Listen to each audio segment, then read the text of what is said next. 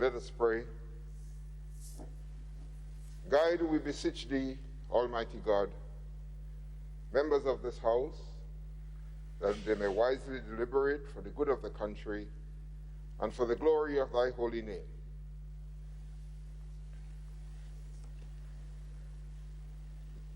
Let's all say together the Lord's Prayer. Our Father, who art in heaven, hallowed be thy name. Thy kingdom come, thy will be done on earth as it is in heaven. Give us this day our daily bread, and forgive us our trespasses, as we forgive those who trespass against us. Deliver us from all evil. For thine is the kingdom, the power and the glory, forever and ever. Amen. Pray, be seated.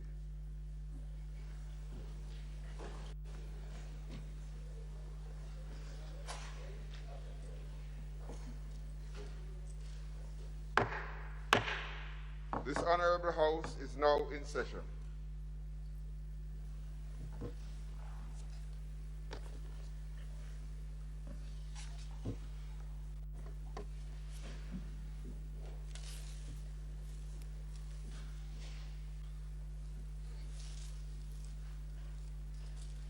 Item 3, Oath of Allegiance or Affirmation of a New Member.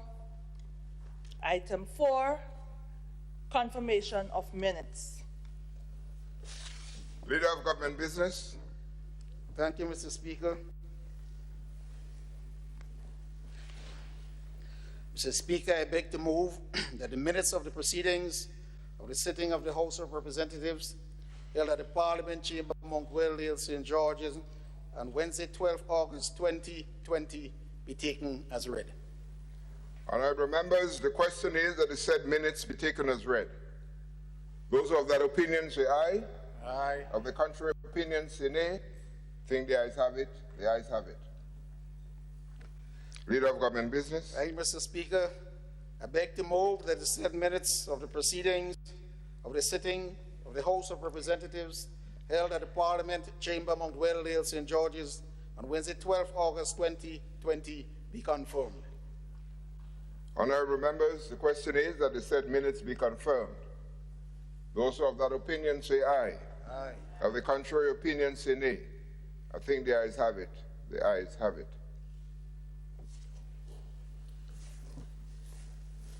Item 5, Messages from the Governor General. Item 6, Announcements by Mr. Speaker.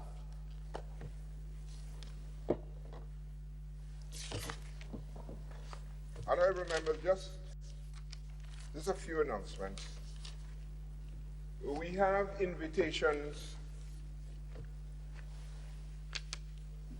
to the 12th gathering of the Parliamericas Network for Gender Equality, Designing Inclusive Futures in Partnership with Youth for 2020. We also have Parliamericas Roundtable for September 2nd, Gender Responsiveness, Disaster Crisis Planning. And these are all virtual conferences. Grenada is hosting the conference on the 2nd of September. I think selected parliamentarians were invited to attend. We also want to advise that we do have a number of courses and opportunities for parliamentarians to participate in some of those conferences and courses organized by the Commonwealth Parliamentary Association and PGA and IPU, and most of these are done virtually. So we want to encourage parliamentarians to read the information that we send to you so that you can advise us on how you would like to react with that.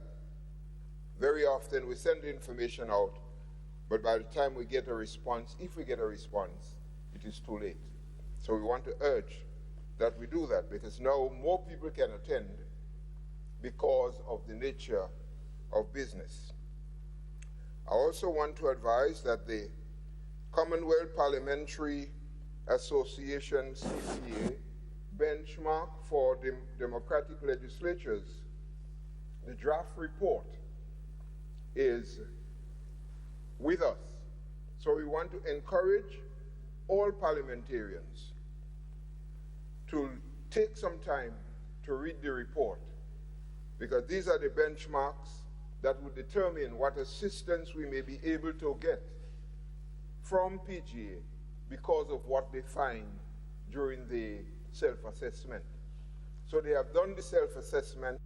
The consultation took place in January, and we are now in possession of the draft report. And we would want to look at it, we'd want to read it, and make sure that it reflects what happens in Grenada. Then we would send it, the okay, to the CPA, so that we can then begin to make whatever changes or alterations we may have to, or we may want to. Thank you.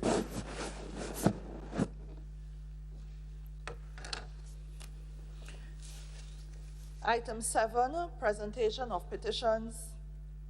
Item 8, presentation of papers and reports from select committees. Item 9, unopposed private business. Item 10, questions. Leader of the opposition. Thank you, Mr. Speaker. Mr. Speaker, just before I ask the questions, I do believe that maybe there should be a little bit of clarity in terms of the question being answered. I think, like in the last sitting, it was almost stated that either you do it written or verbally. But I seek counsel, and I also went in and got one of this here from Sokot Strand that was given to me a long time ago. And he states that when questions are asked, the answer is expected to be given written. If the member so wishes, he may put an asterisk or a star to the answer, so that that indicates that he would require a verbal answer too. I know some questions, a verbal answer would give body to the question or to the written answer, because I can recall the member for St. George Northwest, in answering 2 of the questions, although they were written, he gave body to the answer when he gave verbal response also. So I would say that according to the standing orders and according to Sokot Strand, it's like not either or either, but in the case as indicated, and if a member wishes to expound on his answer, he may do so. I do not know if you want to shed any clarity on it, sir. Thank you, Mr. Leader of the Opposition. And I do respect Sokot Strand for his long service and experience.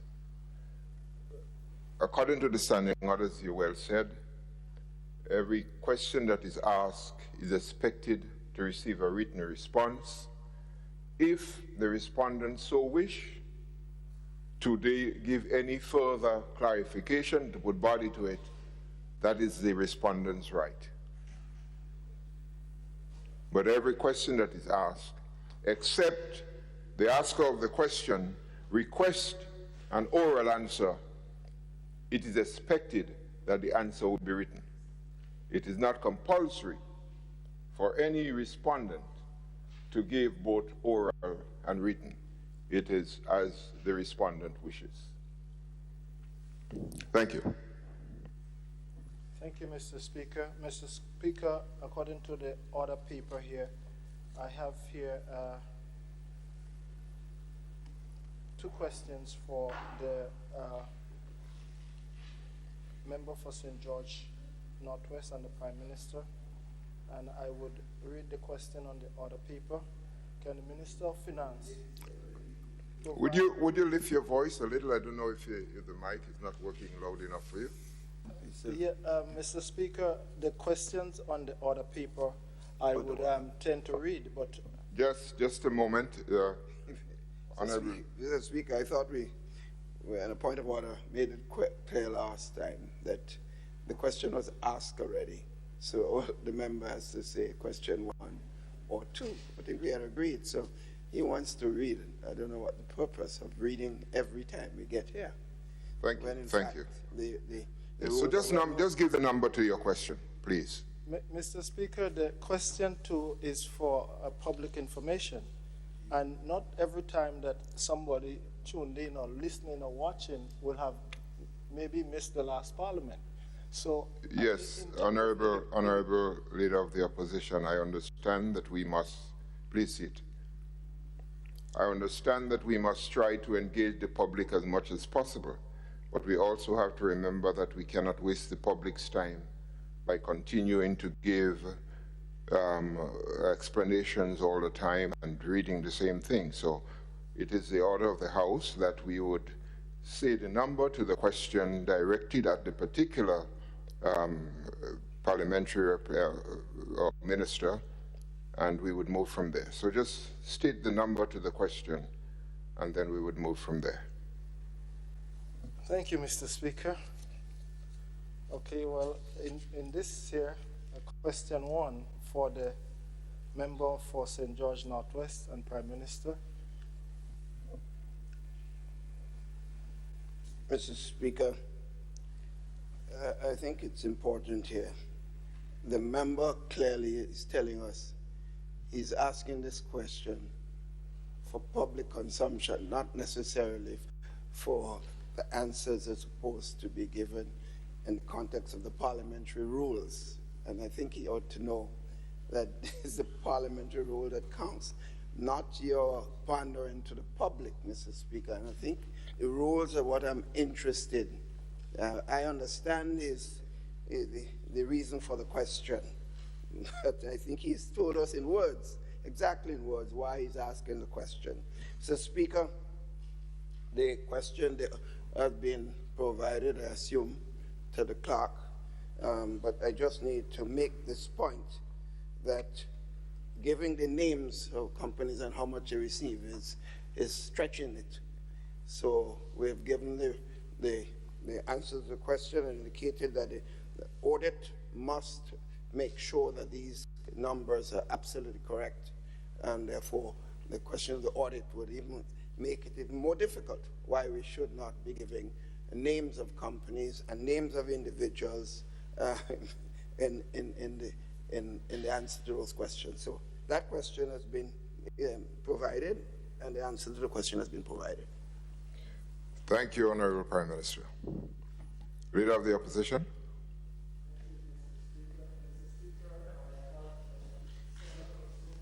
Microphone, please. Thank you, Mr. Speaker. Question number 2 for the Prime Minister and member for St. George Northwest. I suppose that. Yeah, Mr. Speaker. Honorable Prime Minister. The question involves a tremendous level of information, and they are still compiling the information. It's quite a lot, and you have to make sure whatever you say there is absolutely correct. It has to be rechecked. So that question, the answer is not yet available to this honorable House. But I do want to make this point, as the member did mention earlier on, that he was asking, read out what Sir Codstron said. The parliamentary rules are there. Sir Codstron, he knows that I was there right through. In fact, I had the opportunity to recommend for the appointment of Sir Codstron as Clerk of the Parliament. So his experience I passed through for 30 years. So I assume that he should have known this a lot before he asked the question. So when I gave the answer the last time was because I was also aware of the rules and, of course, Sir Codstron's experience information to this honorable House. I just wanted to point out that. Thank you, Honorable Prime Minister. Leader of the Opposition. Thank you, Mr. Speaker. I am so guided, and I think we will have to refer to both the standing orders and any help that we can get from Sir Kurt Strong. Mr. Speaker, I move on to the question that was placed for the member for the Town of St. George, the Minister of Foreign Affairs.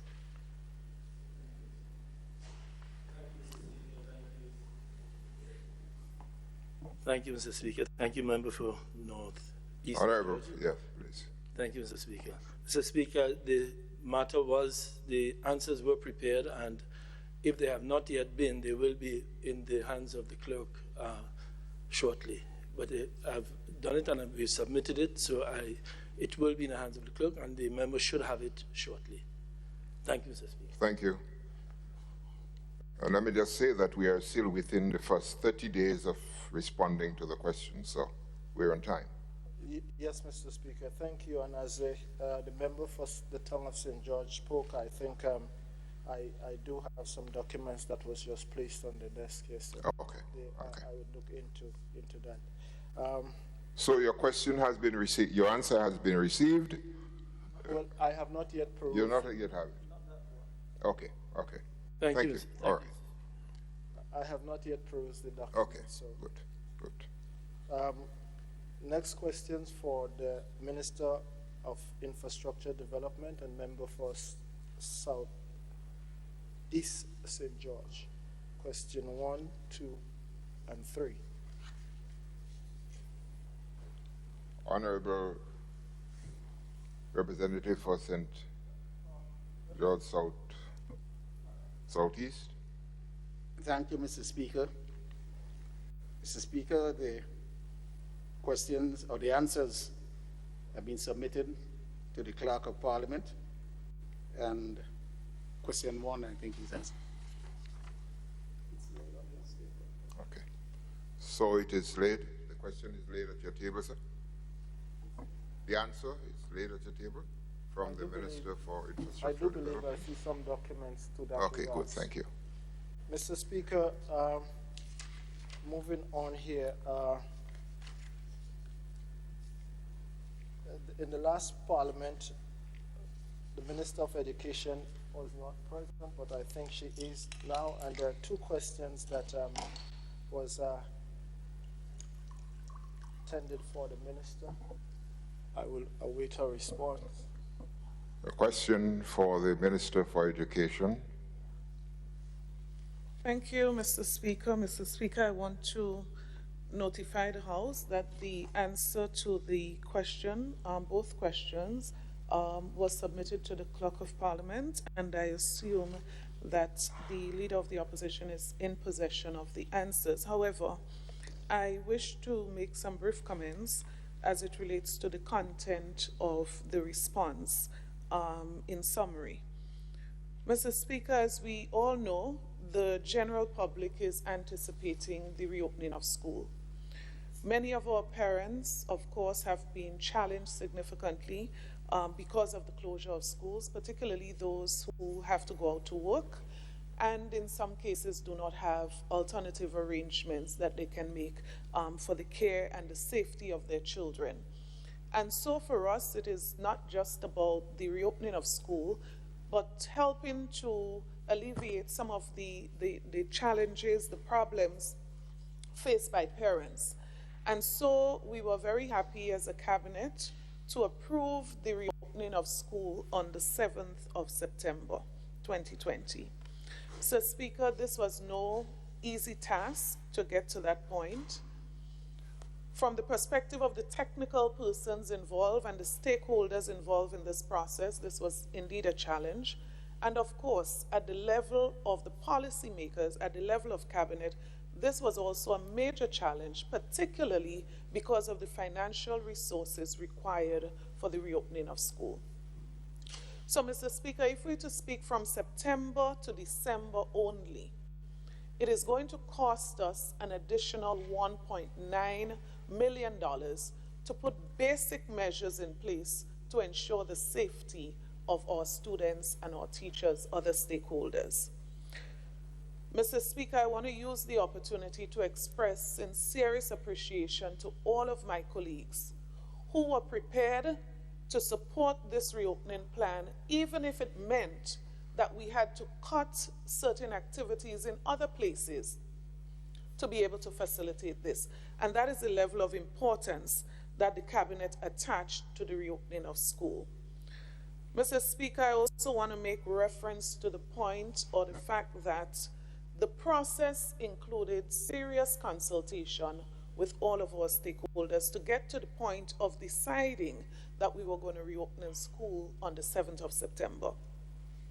This process of consultation started since about March this year, and part of that consultative process led us to the point where we decided that we were going to pilot the reopening with the students who were preparing for CXC examinations.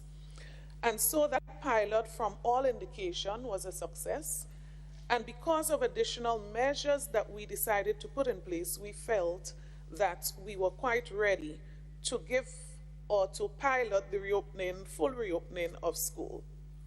However, apart from the financial, Mr. Speaker, we are very challenged by the space available to observe the national protocols, particularly the protocol that speaks to 6 feet physical distancing. Mr. Speaker, in the average classroom, it will be impossible to accommodate every student physically distancing by 6 feet on an average day. And so we have to move to, one, launch our national plan, which is a guide for all, but also to go down into the school-specific plan that would speak to classroom by classroom what will happen for the reopening.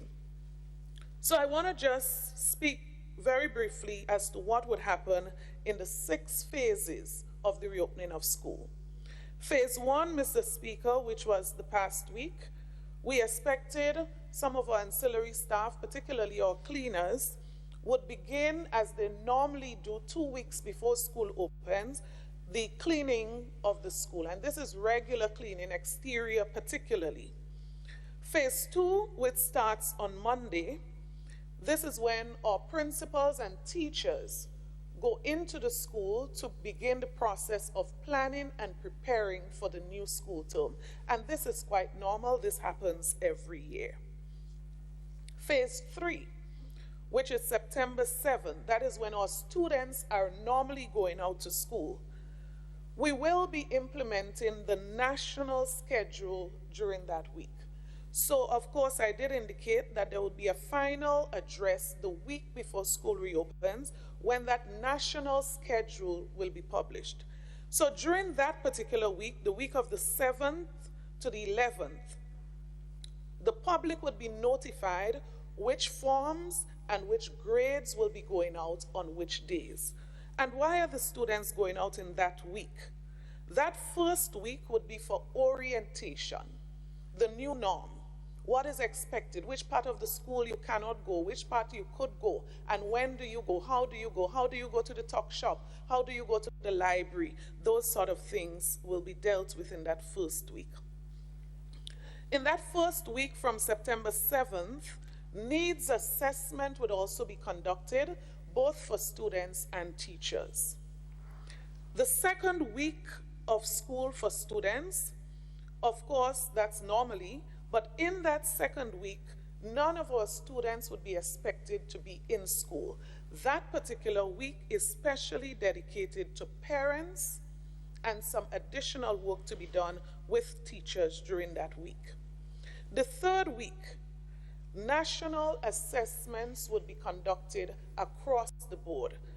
And the importance of this is to determine where each student is and what do we have to do, where do we have to go in terms of getting them in line and working with them academically. So from the week of the 21st, national assessment, academic assessment would be conducted. And then we come to the final phase, which would be from September 28th to December 11th. And that is when students would return to regular class sessions based on the schedule provided by the school. Mr. Speaker, you would realize that this approach brings the student to a point around the 28th of September when they go to regular programming. And there's a particular reason for this, that we are very concerned that some of our students have been home since March of this year. And so by no means would we attempt to bring them back and quickly push them into the academics and to not ensure that we have a phased approach that would be smoothly introducing them back to regular class activities. Mr. Speaker, we expect the continued support of all of our stakeholders as we continue this journey that we were never prepared for, but a journey that we have been taking, and successfully so, primarily because of the support we have been receiving from all of our stakeholders. Thank you.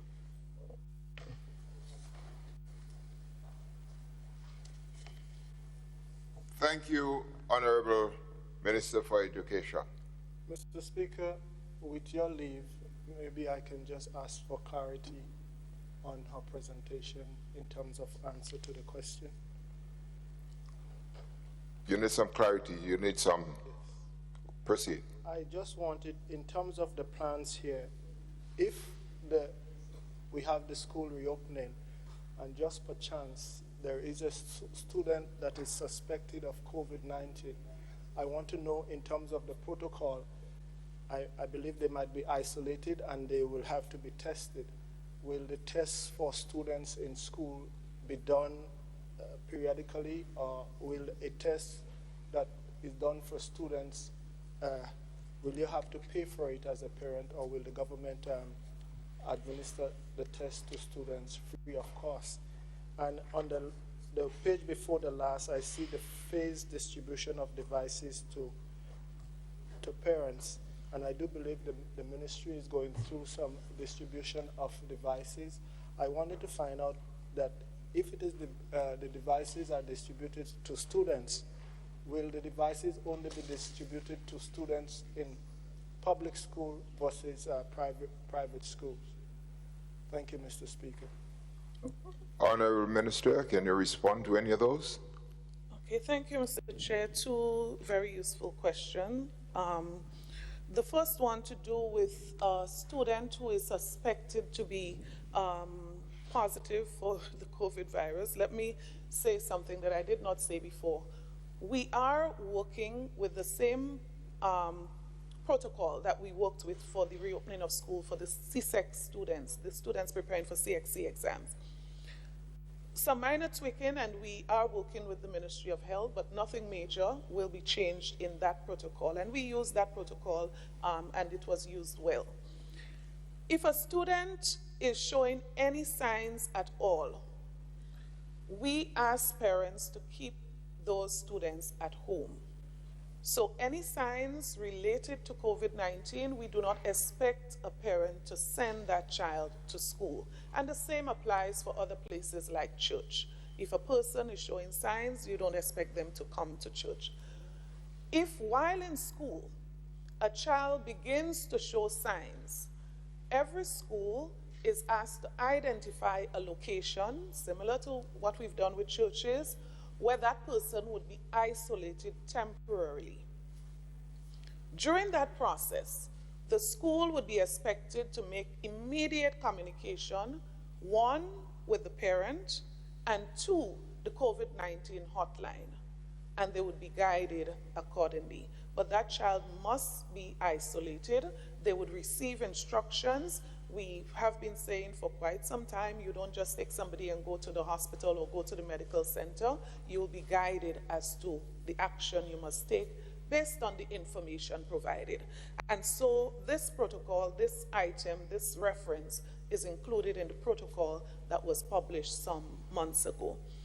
As it relates to the phased approach for the distribution of the devices, I tried to explain this before. Because of what we are providing, it is not just a tablet. Our PS normally refers to it as an ecosystem. It includes a number of things, including books, e-books. And so there's an orientation process that must take place. There are contracts to be signed and a number of other things that parents and students, including of teachers also, must become acquainted with.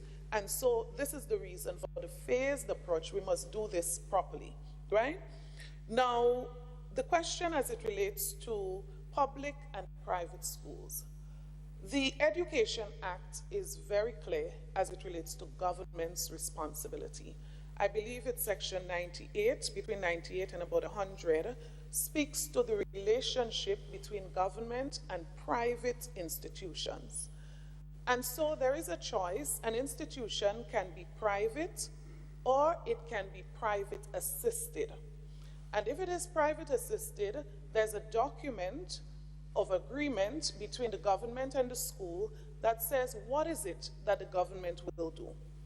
Paying of teachers, providing devices, maintenance of the school, it's all documented in law. So with a private school, there is no obligation on the part of the government to provide any support or anything at all to a private school, which is a business.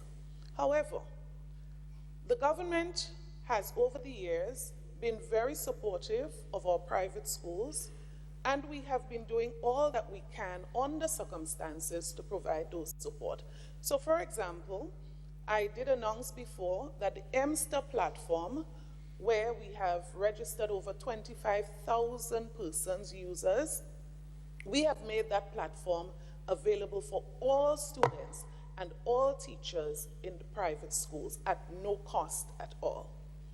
The MESH project, which has brought high-speed internet, and Minister Bowen spoke about this some time ago, I think the last sit-in, high-speed internet to all schools throughout the island.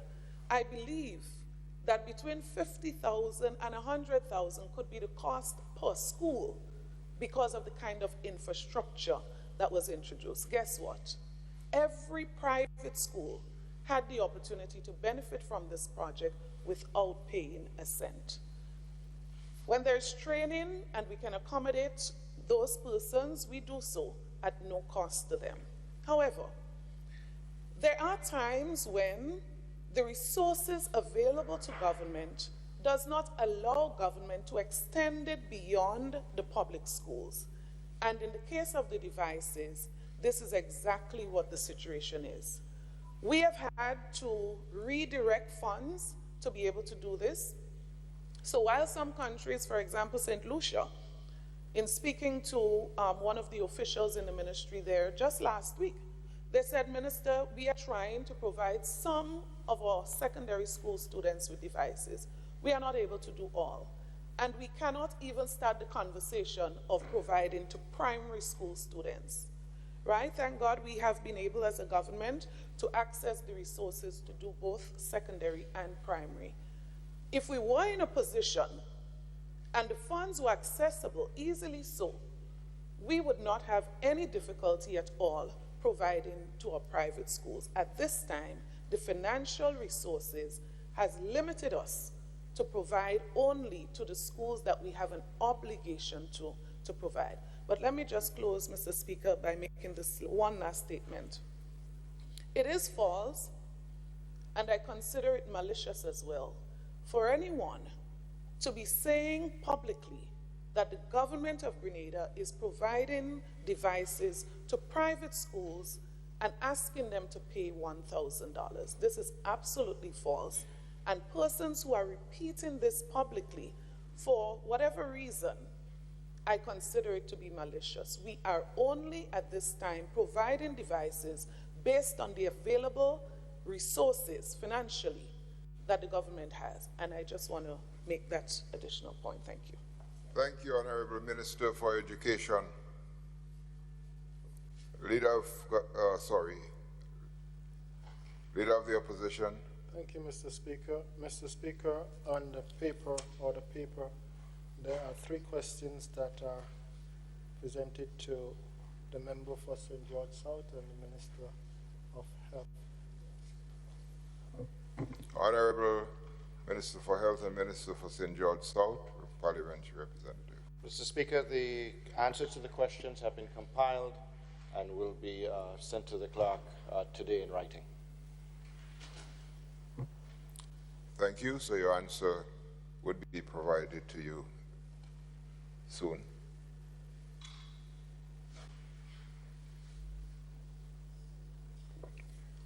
Let me just, do we have any? Okay.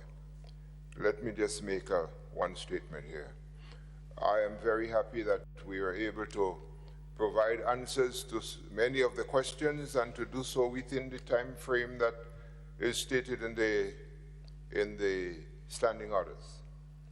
In the future, what we hope is that we would get the answers, and that would be included in your papers we'll send it E for you, E answers, so that once we get the information, we would have very little paperwork to do, but everyone would have the answers to the questions on the device. And that is where we are going, and hopefully that would be the procedure for next sitting, sorry. However, the asker of the question would get a hard copy, but the remainder of the House, you would have your answers via the device.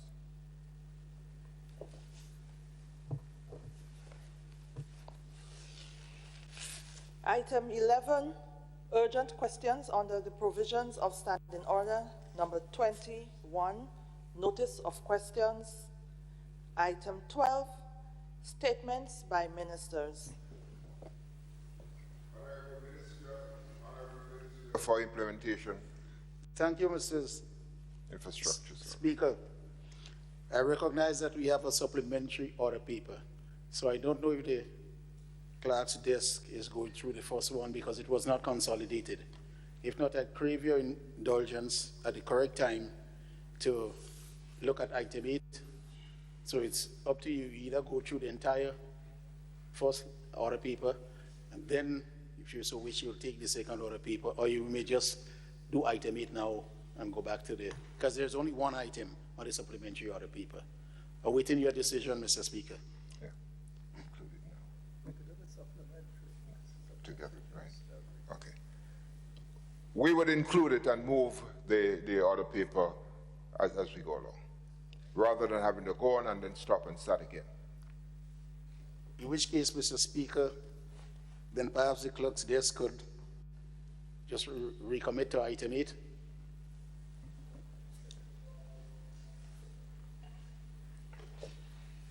Item 8, presentation of papers and reports from select committees. Okay. Honorable Leader of Government Business. Mr. Speaker, I beg that the following paper be laid on the table. Report of the Fiscal Responsibility Oversight Committee, 2019, response of the Minister for Finance. Honorable members, the report is so laid at the table.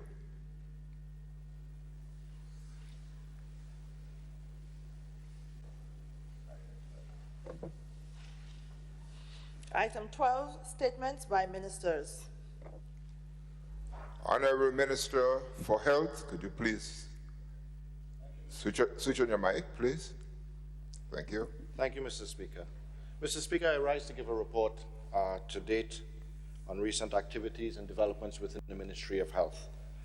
Mr. Speaker, as of August 25th, 3,396 PCR tests were done in Grenada.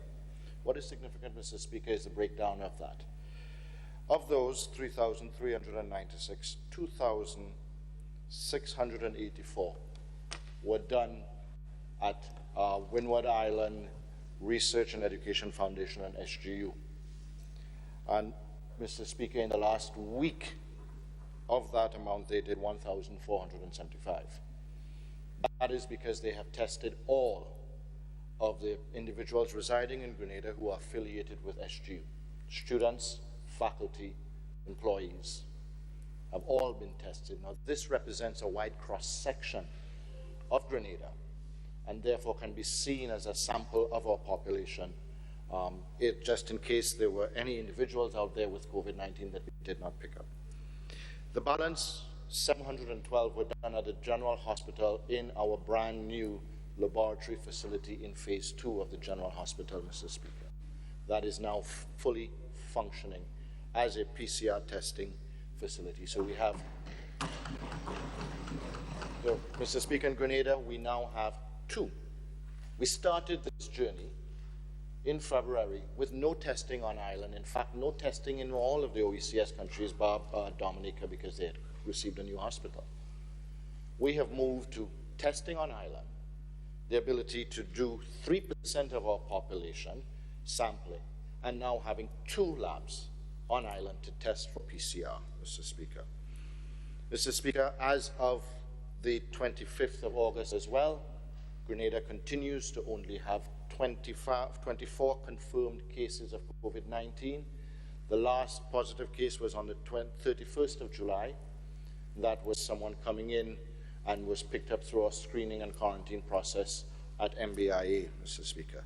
Mr. Speaker, I do expect, and the public and this House needs to be aware, that there will be more numbers as we allow individuals to enter the state with our quarantine process and screening process. We will find more individuals. We just need to be aware of the difference between community spread and picking up at our borders.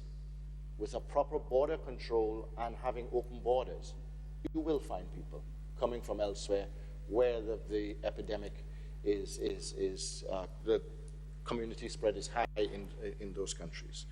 With respect to current stocks and ability to do further PCRs, we have 6,841 test kits on island. What that means with respect to our method of testing and batch testing, we have the ability to do 68,000 PCR tests, or to test 68,000 individuals for COVID-19 right now, based on current stocks, Mr. Speaker. Mr. Speaker, flights continue to come in. Inter-island flights are functioning on a daily basis, and we continue to exercise quarantine protocols based on travel history of individuals. So while these flights will be coming from certain green zone countries, in other words, individuals from those countries who have been residing in those countries for 14 to 28 days do not need quarantine. There are individuals on those flights who have come from outside of the region, from red and yellow zone countries. And through our screening, immigration, and health process, those individuals are placed in quarantine. Mr. Speaker, we have numerous sites, and thanks to GTA Ministry of Tourism, the number of sites for individuals to stay in quarantine or isolation continues to increase. This does provide much needed income to those individuals, but also allows us to maintain our protocols, Mr. Speaker. We do have 1 or 2 individuals who continue to try to breach the quarantine. They are picked up based on the fact that we use GPS surveillance and the security at those sites. But the public and the House needs to be aware that it only takes one to cause a breach or the pandemic to be back, which is why we consistently as a ministry and as a government preach, remind, beg, and reinforce that individuals need to follow the protocols of wearing the mask and social distancing. Mr. Speaker, I am pleased to announce that Canada is now a green zone country, in that Canada maintains less than 19 cases in the last 14 days per 100,000 population. In fact, Canada is now at 14 cases in the last 14 days per 100,000, which allows us to have individuals who are in Canada come to Grenada and not require quarantine. Mr. Speaker, the UK is teetering on that green zone possibility. We need to see them under 20 for 14 days in a row. In fact, last week for 3 or 4 days, they were well below the 20, but have gone back up, unfortunately, to 22, but we continue to observe. Unfortunately, our neighbor to the south, Trinidad, is now a red zone country. Community spread has increased significantly to move them from green to yellow to red within the space of a week and a half to 2 weeks, Mr. Speaker. Trinidad is now at 77 cases in the last 14 days per 100,000 population. Mr. Speaker, the Ministry of Health continues to do what is needed, and I would like to take this opportunity again to thank the public health officers and all of those involved in assisting us in maintaining those protocols and keeping the public safe, keeping Grenada COVID-free to date. The risk still remains extremely high.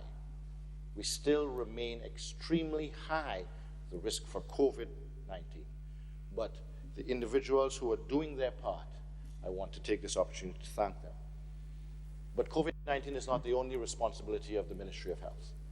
There are others, and despite the pandemic, and despite the stresses and the drain on resources and time and efforts, we continue to meet other obligations. And so I would like to speak to some of the other achievements and accomplishments over the since last at this House, Mr. Speaker.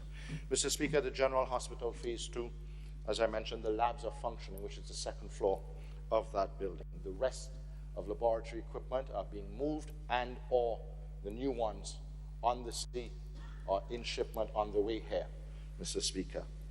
Mr. Speaker, admin building of Phase 2 is also functional.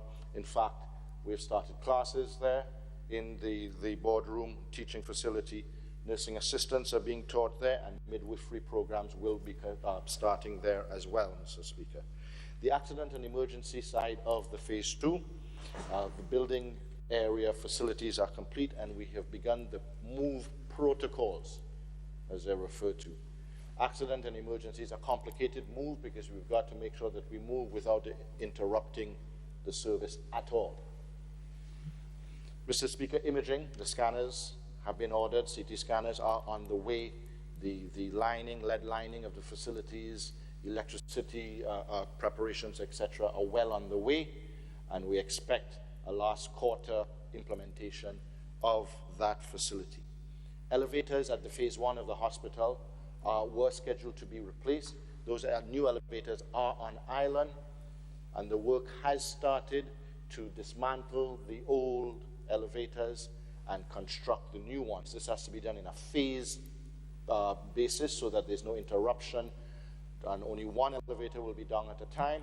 So it will take almost a 3 to 4 month period, if not more, to make sure that this is done properly.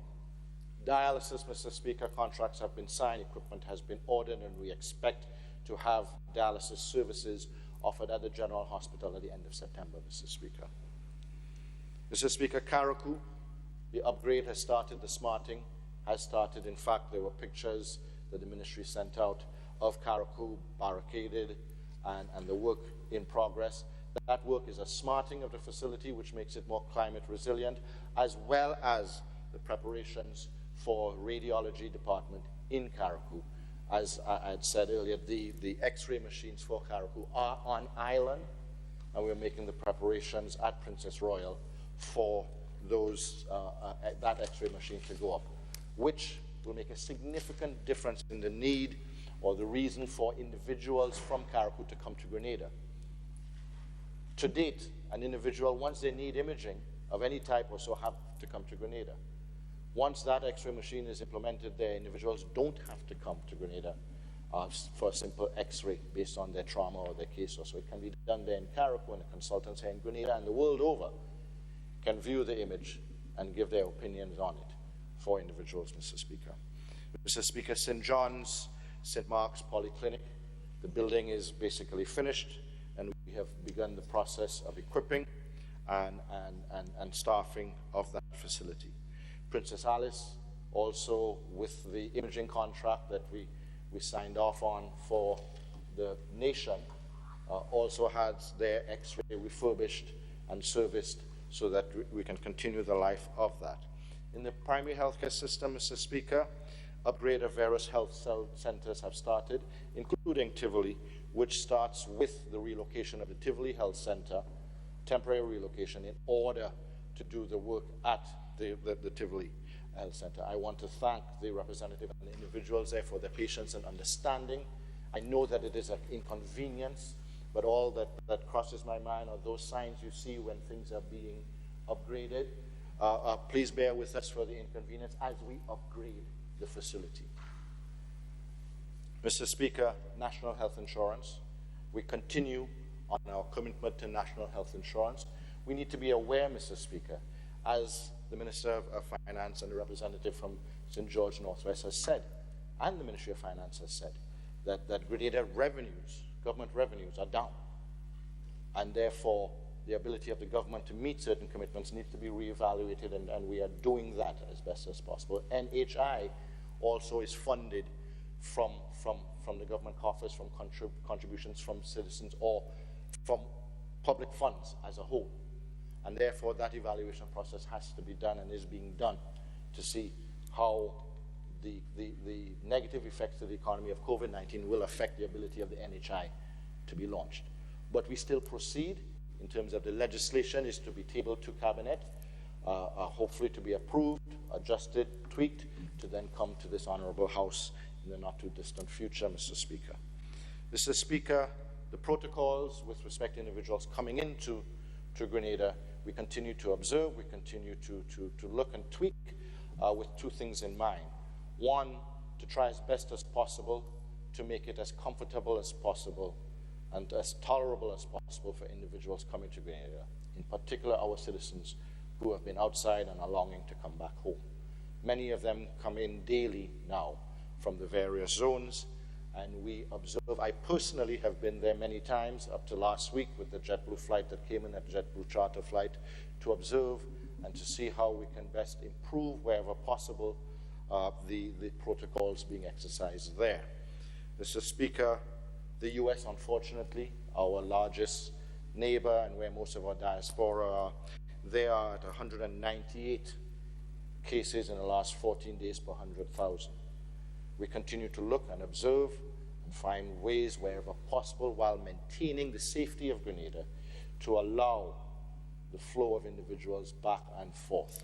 And I look forward to being able to make further adjustments wherever possible.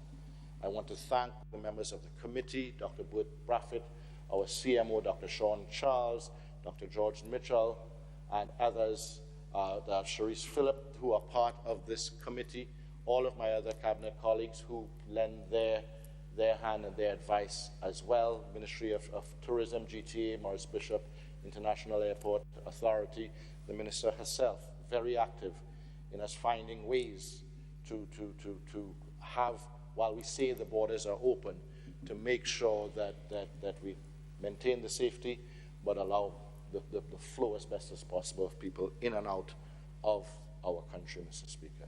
Mr. Speaker, our thoughts and prayers go to our brothers and sisters and associates in Trinidad and Tobago, and we hope that they will get past their hurdle as quickly as possible and look forward to them getting back to the green zone, where we can once more be a CARICOM or Caribbean bubble as we move forward, Mr. Speaker.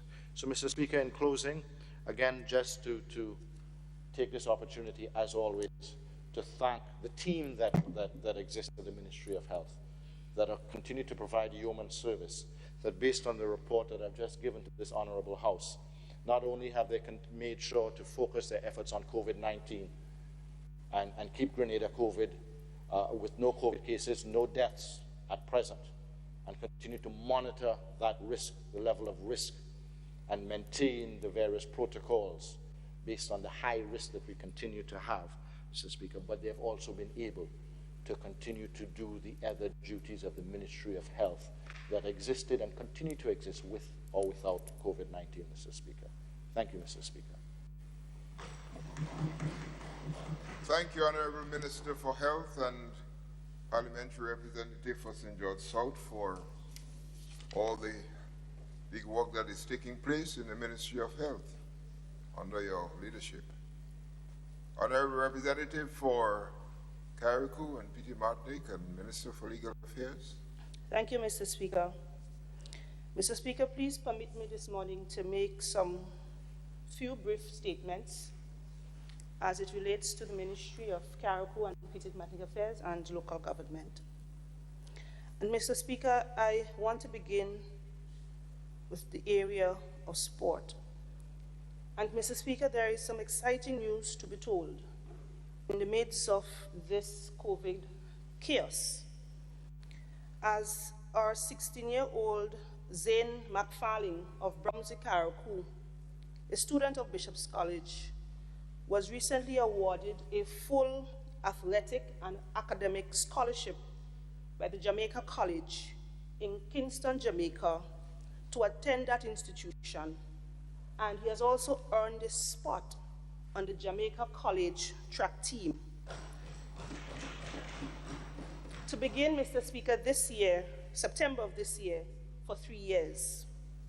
Mr. Speaker, as most of us are aware, the Jamaica College is one of the leading academic institutions in Jamaica that has produced and continues to produce outstanding athletes, as they have a recognized athletics program at that institution. Mr. Speaker, this scholarship offered to our very young Zane McFarling is for 3 years and includes a payment of school fees, accommodation including meals, books, uniform, medical support for track injuries, and the Jamaica College track team is a team that is sponsored by Puma. As a result of that, Zane will be provided with his full supply of athletic equipment, barbs, spikes, track shoe, running, etc. Airfare, Mr. Speaker, would also be provided to him every year from Grenada to Jamaica. Mr. Speaker, Zane is expected to depart Carriacou for Jamaica next week. Mr. Speaker, this is such a remarkable story for us, as Zane was once a resident of the Grand Bacolet Juvenile Center.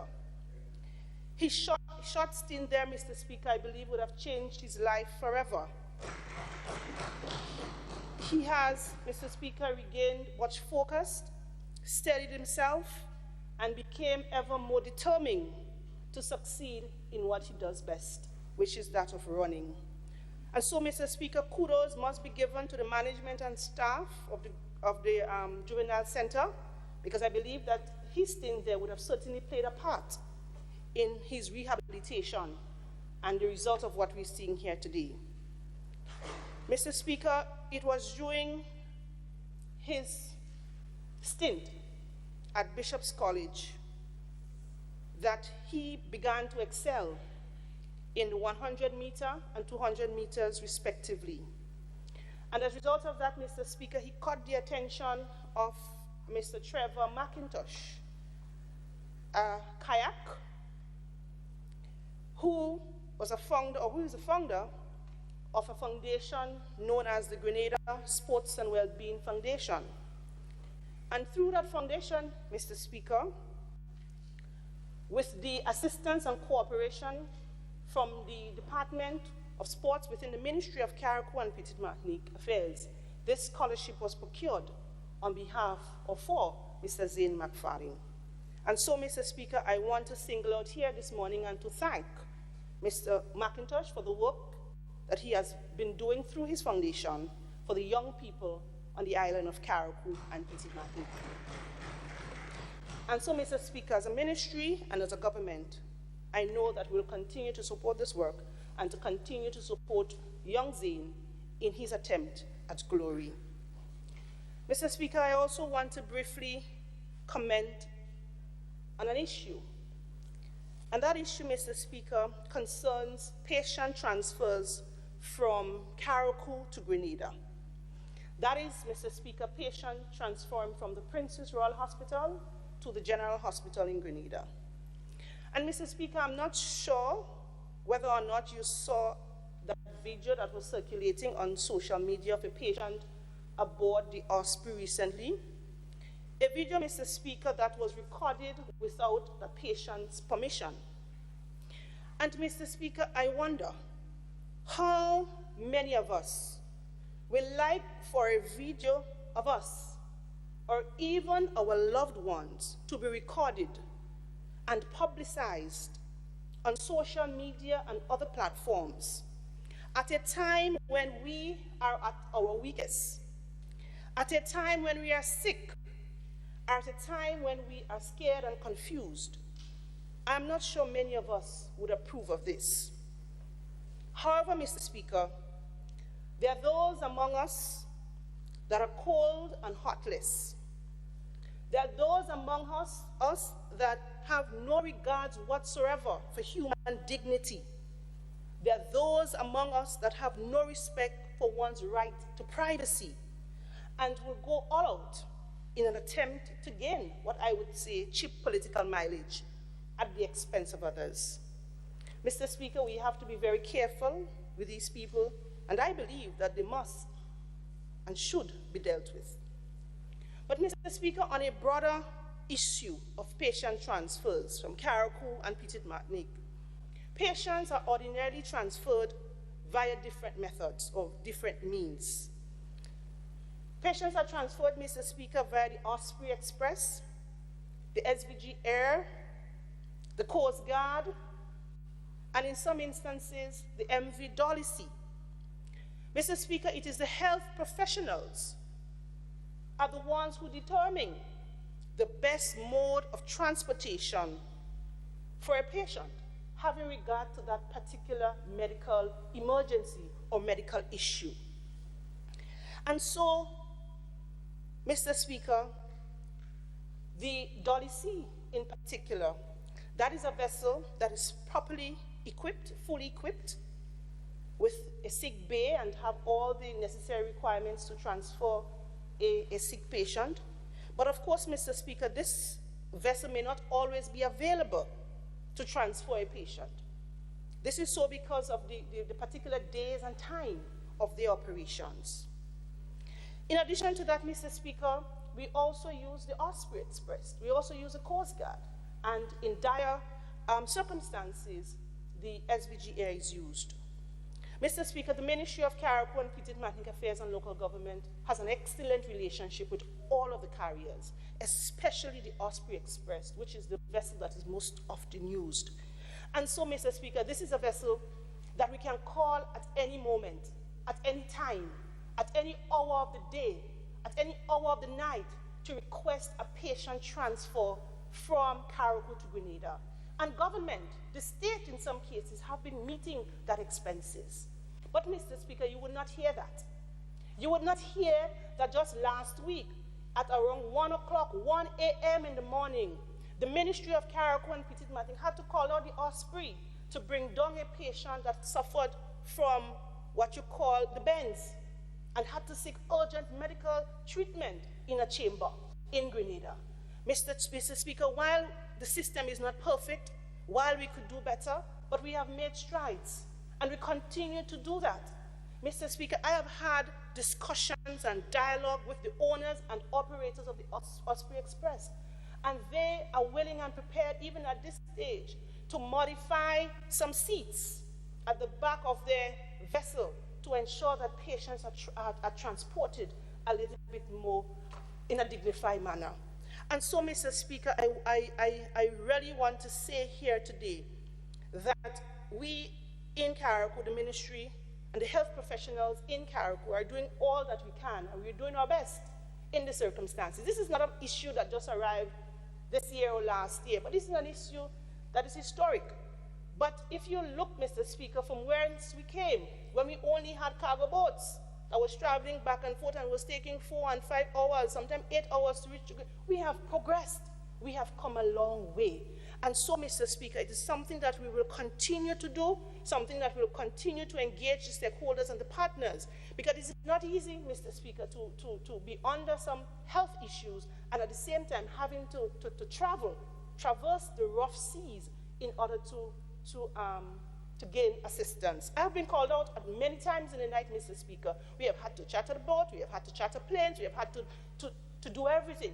And I'm sure, Mr. Speaker, that there isn't one person in Carriacou and Petite Martinique that can say that they were not able to be transferred to Grenada because of lack of funds.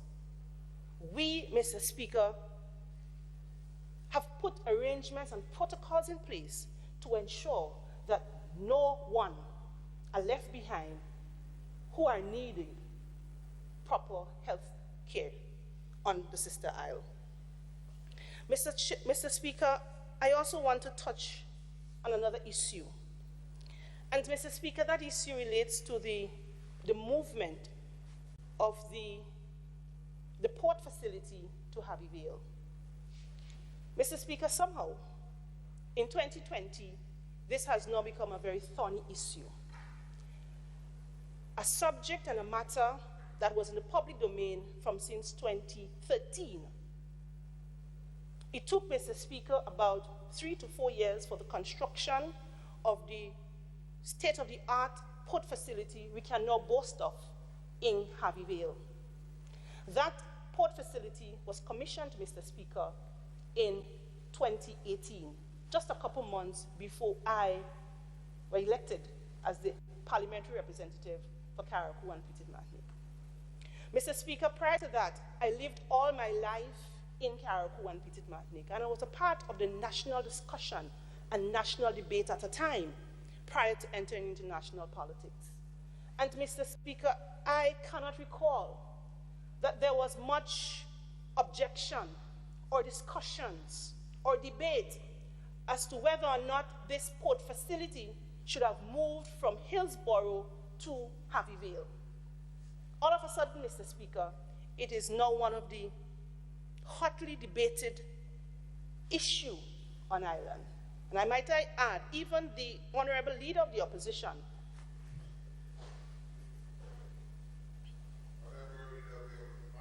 Of the opposition. Mr. Speaker, I do rise on a point of order in terms of the port facility as is discussed. Here the member is saying that... The point of order, what is the point of order? That she said that the port facility was developed between 2013 to 2018. But Mr. Speaker, that facility that was developed at the beginning, before it changed into a port, it was developed as a marina. It never started as a port. Okay, thank you. Mr. Speaker, In situations like that, Mr. Leader of the Opposition, you said a point of order. That's why I asked what was the point of order. What you wanted to emphasize maybe some clarification. So that is a point of clarification, not a point of order. Okay? Honorable. Mr. Speaker, it is an undisputable fact that the port facility was constructed during the period I spoke about. The Tyrrell Bay port was constructed during the period I spoke about. And Mr. Speaker, you would no doubt appreciate that during that time, our honorable and distinguished Leader of the Opposition was quite a member of the government of the day at the time. And Mr. Speaker, it really behoves me as to the real issue. And I've said time and time again, at this stage in 2020, the port is already at Tyrrell Bay, Karakou. It is there. What I expect the discussion to be, Mr. Speaker, is what now can we do as a people, government and opposition? What can we do to assist,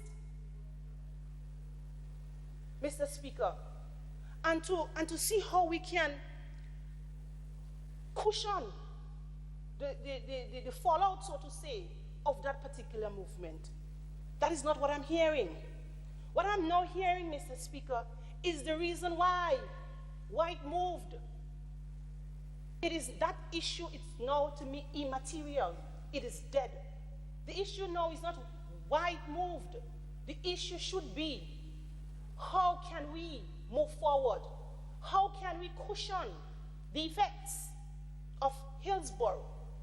And Mr. Speaker, I just want to inform that a committee committee has been established to look at the situation.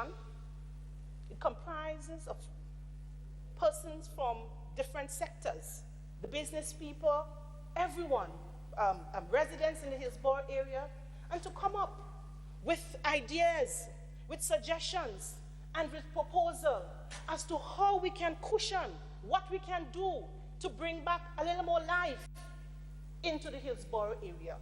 Mr. Speaker, I've begun to receive some of those proposals and ideas and suggestions.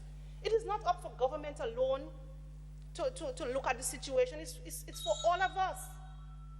The business persons there, everybody, to look at it and to see how we can come up with some of proposal or idea in moving Hillsborough forward. Mr. Speaker, I just want to note that there is a prominent, well, I'm not sure if I should use the word prominent, but there is a business person in particular in Carriacou. You were about to request 2 more minutes? Yes, I was, Mr. Speaker. Thank you. Mr. Speaker, there is a businessman in Carriacou who I think has not turned political. One of the, as a political advocate, I would say no, who have been champion and been talking about the movement of the ports and the fallout and the ideas and the conspiracy theories and everything like that. And Mr. Speaker, is that same businessman, while the port was being constructed, he was also constructing his hotel at the same time. He never said a word. Not one word came from him. But you know, Mr. Speaker, he was busy doing other things. No, Mr. Speaker, no, in 2020, he's one of the greatest champion for against the removal or the movement of the port to Hillsborough, to Harvey Vale. Mr. Speaker, the hypocrisy is very real. But Mr. Speaker, I am convinced and I believe that the movement of the port to Harvey Vale, Carriacou was indeed the right decision, the best decision. And if I were in government at the time, I would have supported that same decision. Mr. Speaker, it's for us to move on, for us to move forward. And it's for us to stop the political nonsense that I would say. And let us come together and let us build Carriacou and Martinique. That is the only way forward, Mr. Speaker. I thank you. Thank you, Honorable Minister for Carriacou and Petite Martinique Affairs.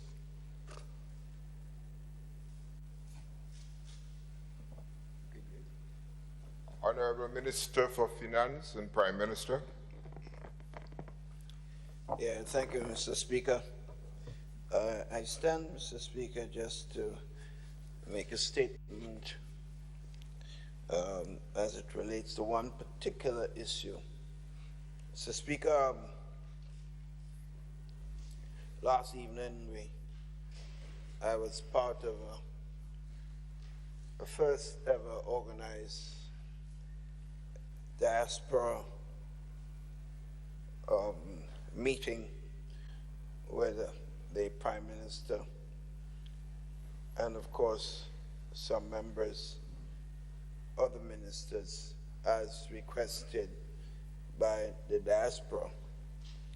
Mr. Speaker, COVID-19 has been a rough and continues to be a major problem facing all our countries, and in our case, Grenada, of course. But it is said in every situation where some difficulties or crisis emerges, one clearly has to deal with the crisis, but at the same time, not just mourn about it and deal with it, also look towards the opportunities that it has certainly created. So with all COVID-19 problems that it has created for all of us, it certainly has some areas that it has brought some serious opportunities. And I must say, in the area of the use of technology, I think the technology was there, but we were reluctant. Some of us did not want to do it. Some of us want to continue our old ways of operating. And some of us is afraid of the technological advances for what it's worth. But it has forced us, because we had to communicate. And the only way we can do that in this present atmosphere is to use the technology available. So Zoom and all of that communication medium have been utilized appropriately by all of us. So we have not been able to reach our diaspora physically, and they of course have issues that they wish to get some feedback or clarification on. So it was initiated by elements in the diaspora, and it should be noted that the Ministry of Foreign Affairs, through the minister, had a meeting with the diaspora a few weeks ago. I don't remember exactly the time. So the idea came from them that they probably needed to hear the Prime Minister also, specifically on some major issues. And then I asked them to let me know what are the specific issues, what are the issues they wish to raise. And they did mention the area of health. So we had Minister of Health there in the Zoom session last night. They also mentioned the area of course, the fiscal situation in the country, which of course means myself. I had to address this. And they mentioned education. So the Minister of Education also on. And we felt in any meeting of the diaspora, at least the Minister of Foreign Affairs, while he had spoken to them recently, should be on, at least that his ministry would be constantly aware of the issues that they're raising. And I must say, Mr. Speaker, one of the best sessions we've had. You know something about the Zoom session, even among ourselves, where we are communicating with our constituents. We are finding more people in our meetings, in our villages, than when we all call a meeting at a village. When we call a meeting in a village, even in my own constituency, where it is known that I have genuine support, you will find 20 people showing up. But now on a Zoom, you're getting 50-something. Other members of the Parliament have reported that they are getting much more people responding to, I suppose, the whole newness of the technology is getting to people, and people are anxious, of course, to speak to their representative. So we had over 350-odd persons on that Zoom session directly so, and since it was streaming live on Facebook, they had over 500 and hundreds of people. I heard a couple thousand persons who were on listening to the various ideas and issues that were brought forward. So it was a highly successful event. And I was touched, Mr. Speaker, by a number of the comments that were made. We asked a number of searching questions. Some people did mention issues that they had concerns about it. But they all, some of the points were raised.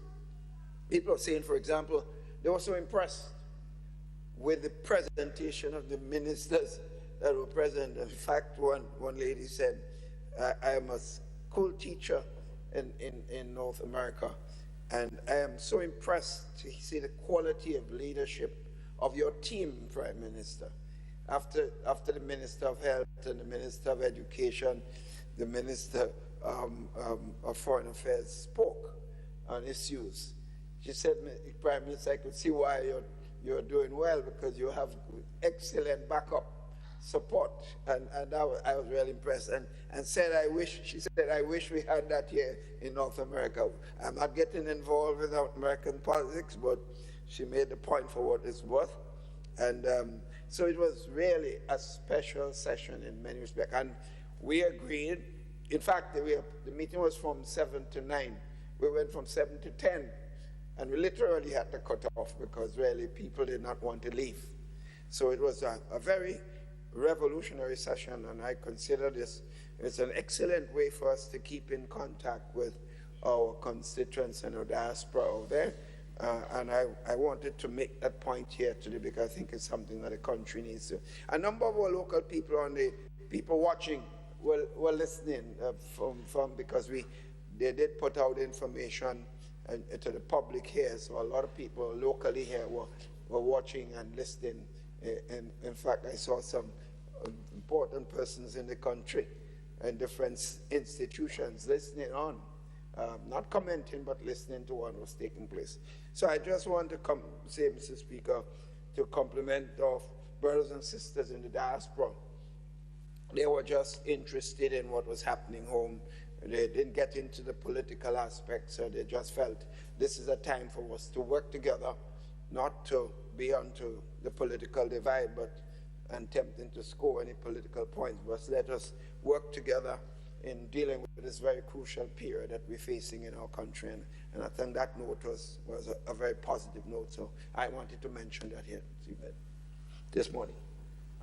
Thank you, Honorable Prime Minister, Minister for Finance.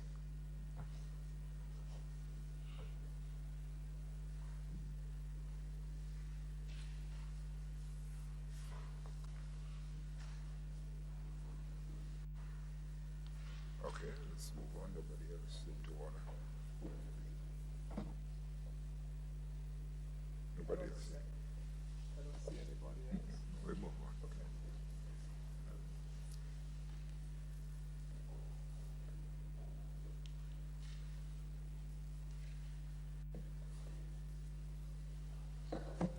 Personal explanations. Item 13, personal explanations. Item 14, motions.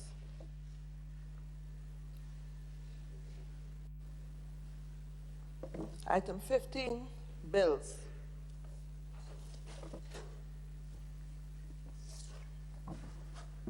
Honorable Minister for Legal Affairs.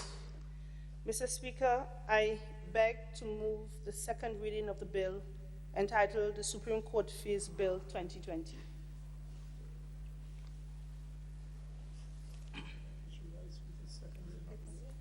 Okay, was that already read the first time? No, we had deferred it to another time. Yeah, but did you?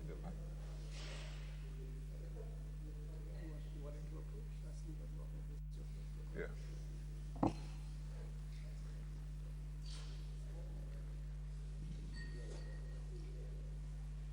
Would Leader of Government Business just approach, please?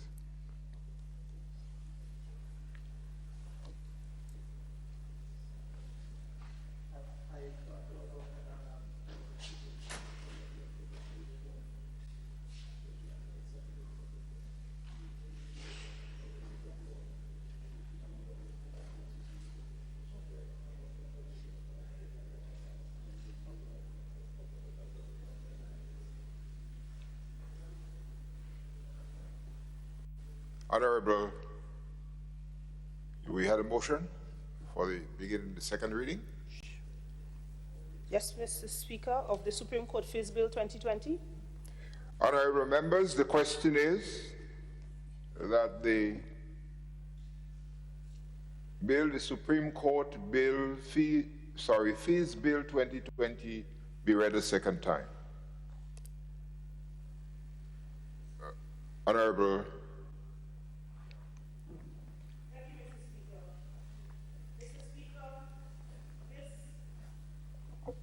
Thank you, Mr. Speaker. Mr. Speaker, this is a very simple bill. As you know, Mr. Speaker, the Supreme Court, the Eastern Caribbean Supreme Court, has since implemented what you call a new e-filing system via an e-litigation platform or portal. The Eastern Caribbean Supreme Court has since implemented that e-portal in 5 of its member states. Grenada, Mr. Speaker, is one of the outstanding 4 members that is yet to do so. This government, Mr. Speaker, is now desirous of having this e-litigation platform fully implemented in our local courts in Grenada. That is, Mr. Speaker, our local high courts. The e-litigation portal, Mr. Speaker, will eliminate the requirement for documents to be filed on paper. It means, therefore, Mr. Speaker, that at any time, anywhere in the world, court documents can now be filed electronically. And if that is the case, Mr. Speaker, it means, therefore, that there will no longer be a need to affix postage stamps to documents. Mr. Speaker, prior under the Supreme Court Fees Act, the only way within which court fees was payable, Mr. Speaker, was via stamps, postage stamps that are usually affixed to documents. Mr. Speaker, if you look at Clause 4 of the bill, it provides for now the payment of court fees and other percentages and associated costs by means other than by stamps. So, court fees can now be paid by means of credit card, by means of debit card, in addition to checks and cash, and where necessary, by stamps. Mr. Speaker, this bill has tremendous potential that I believe will transform basically the way in which our courts and legal practitioners do business, both in relation, Mr. Speaker, to time and cost. Now, Mr. Speaker, let me give you a practical example of some of the challenges that we experience in the practice of civil law, civil matters through our high courts. The practice of civil law, Mr. Speaker, is heavily time sensitive. So our court rules provides time, a deadline or a specific time within which court papers and documents would have to be filed, whether it's a defense, a reply, submission, a record of appeal, an appeal, etc., etc. And Mr. Speaker, once a legal practitioner fails to comply within those specific times, there are numerous sanctions. Sanctions can include that of a striking off of a statement of claim. You will not be able to, if it's an appeal, you will not be able to file your appeal. And so there are a lot of sanctions. And what you find happening, Mr. Speaker, over the years, relationships existed between some legal practitioners and members of staff within the Supreme Court registry. And there was, to some extent, Mr. Speaker, an issue where some clerks, some staff engage in the practice of backdating documents so that that document can appear as if it was filed within a specific time. With the e-litigation portal, Mr. Speaker, to some extent, that problem or that element would be removed. Because with the technology, Mr. Speaker, the date a document was filed, the time the document was filed, will be recorded electronically.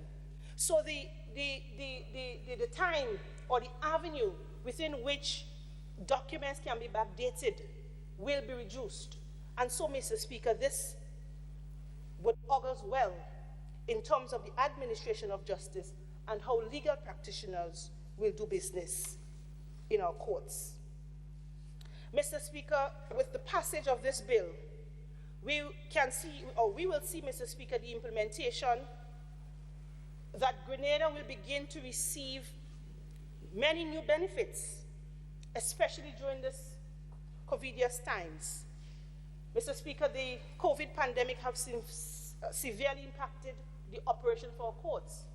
And once we have a mechanism where court documents can be filed electronically, Mr. Speaker, that would seriously impact the way in which our courts and within which how things are administered. Mr. Speaker, as you know, we are also into the 2020 hurricane season. And of course, during this time, Mr. Speaker, an electronical system can be very important or extremely important in the event that Grenada is affected by a natural disaster. Mr. Speaker, in relation to clause 3, of course, Mr. Speaker, there's a slight amendment to be made there, which I propose to do at the committee stage. But, Mr. Speaker, pursuant to this bill as well, the Chief Justice will be able to make rules as it relates to the fees payable. And that is so, Mr. Speaker, of course, with the concurrence of the Minister of Finance and with the two other Court of Appeal judges.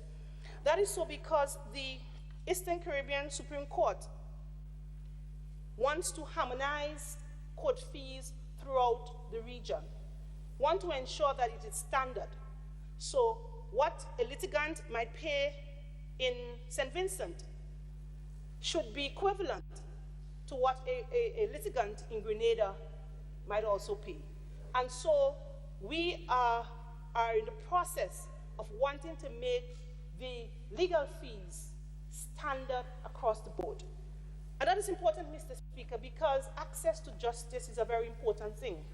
And so the fees payable by a litigant must not and cannot be a deterrent. And so, Mr. Speaker, we recommend this bill, and we believe that, Mr. Speaker, it will go well towards the overall administration of justice here in Grenada, especially in light of the times that we are now in. I thank you. Thank you, Honorable Minister. Honorable Minister for Foreign Affairs and St. George's, Town of St. George. Thank you, Mr. Speaker. Mr. Speaker, I rise to give support to this bill. I think, in a nutshell, this bill, I want to commend the Ministry of Legal Affairs and the Attorney General and Solicitor General and all those involved and the government for the process of taking this into the future. And I think it follows on something else that is amazing. Our cabinet, Mr. Speaker, since earlier this year, cabinet has started to not use paper. We get all the documents on a computer. And it's amazing because up until that, I will look behind my desk and I'll see a stack of paper, and it's amazing. You have trees, so many trees are cut down. So I think persons who are interested in the environment and persons who are looking to a paperless world, because I think that's where we're heading. There's a lot of the things are being done now eliminating paper. And I think this, for me, one of the significant things in this is the fact that we are moving toward the elimination of paperwork in all of these processes, because it eliminates the need for filing physical papers in court. It's now in the thing that us old folks don't really understand, but we know the thing called the cloud. Everything is out in the cloud, and the lawyers can go access it and pull it down in their computer and then do their work without files. So no longer will you see lawyers walk into court with files, you see them walk into court with a computer, as we see our colleagues here. So I want to commend the ministry for that. It also, Mr. Speaker, deals with the question of storage. Persons who go to, and I hope it expands into other areas of the registry, because when you go to the registry now, it's stacks and stacks of paper. And I'm talking about land deeds and other things. I know the Ministry of Agriculture is moving in that direction. The registry is moving in that direction. This here, Mr. Speaker, must be commended. It also eliminates some cost, because the cost of paper, not only to the litigants, but the cost of paper to the government is something that is going to be reduced. So it leads to reduction in cost. And constant access to these documents. I'm told that the judges and attorneys have consistent access to government, to documents when filed. You see, Mr. Speaker, this system has been tried in other territories. Grenada was not the pilot, it was used in another territory. So we are coming in now when most of the kinks have been eliminated. So it has proven itself in other territories. 5 member states have done it. 4 member states have not done it. Grenada is among the 4, and now we are in the process of doing it. So we are following on a process that has already started. So the e-litigation portal, because that is what the fees, I think they're calling it the court, just fees, the Supreme Court Fees Act. It's kind of not really getting the essence of it. That was only necessary with respect to getting this e-litigation portal up and running. And that is the essence, in my view, of this bill that is being brought here today. It also means that persons don't have to be served. Once it's up on the system, you are deemed to have been served. And I think I'm correct in saying that. So once you serve, it means that people want to run around looking for you, dropping paper by your foot to make sure you serve, you refuse service, and a lot of time wasting because of lack of service will be eliminated. And that is another issue for litigants in court, the wastage of time. Because you can't find this one, you can't find that one, the lawyer going away, the lawyer ducking service, some people are hiding from service. Once it is filed on the portal in the cloud, you are deemed to have been served. So again, elimination of the cost of paper, elimination of the cost of service. I'm sure that the bailiffs who normally do the service will find another way within the system to operate, because it means that bailiffs are now no longer will be slowly. Now, these things are not going to happen overnight. There will be time for other people to be retrained in other areas where change has been made. So I believe, Mr. Speaker, that this is the modernization or the beginning of the process or the continuation of the process of modernization of our court system. There's a lot more to be done. There's, for example, the judges in the future, I hope we go to the stage where they don't have to write and everything. That wastes a lot of time, but we are getting there. It's a question of resources, and countries like ours with limited resources have some challenges. But I want to welcome this provision. I want to welcome this legislation and to give it my full support, and to say that I'm commending the government and the ministries for the continuing modernization of the process of our court system. Thank you, Mr. Speaker. Thank you, Honourable Representative for Tongue of St. George.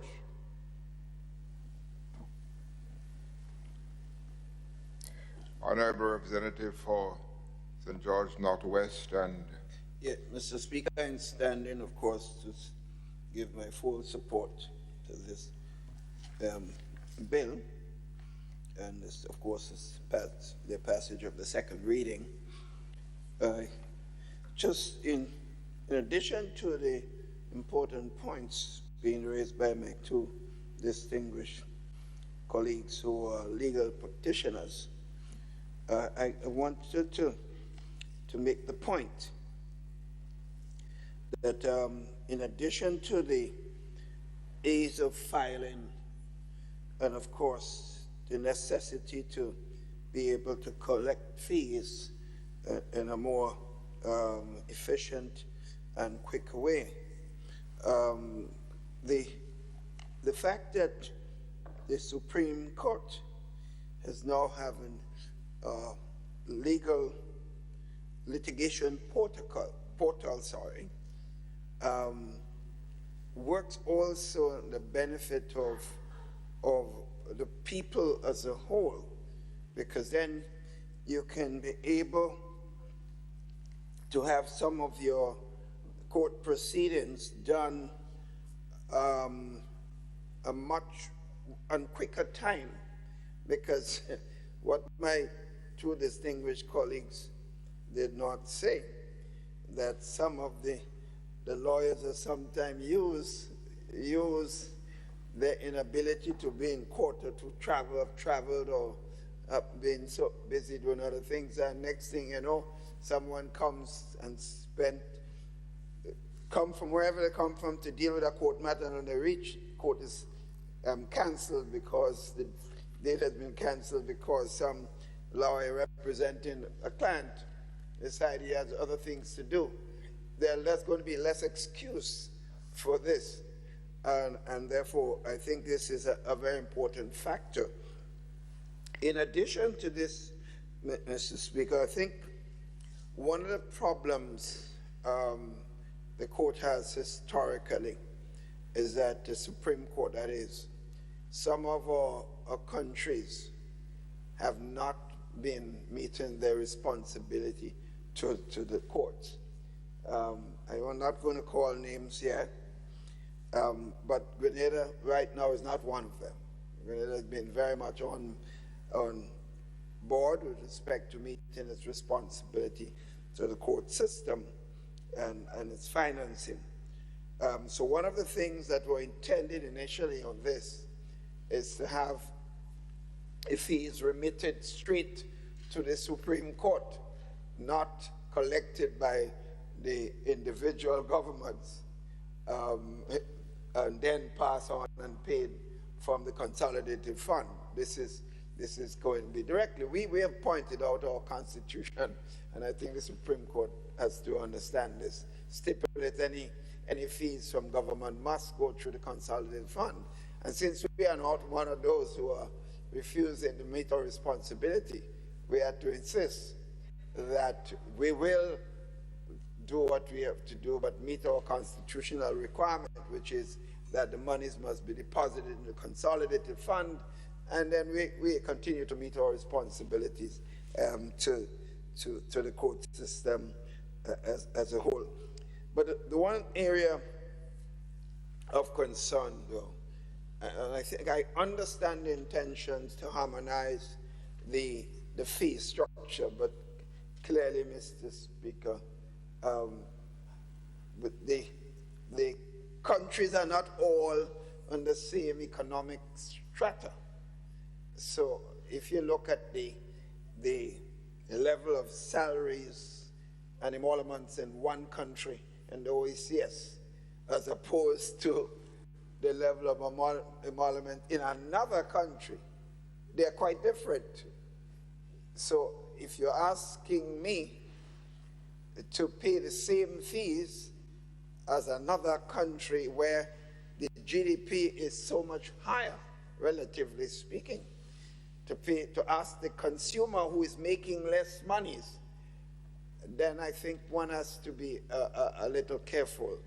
That is why we've insisted in the bill that on condition that discussions are held, because when the bill initially, as it is before the Parliament, because we expect that when we go to committee stage, that there would be a measure of change.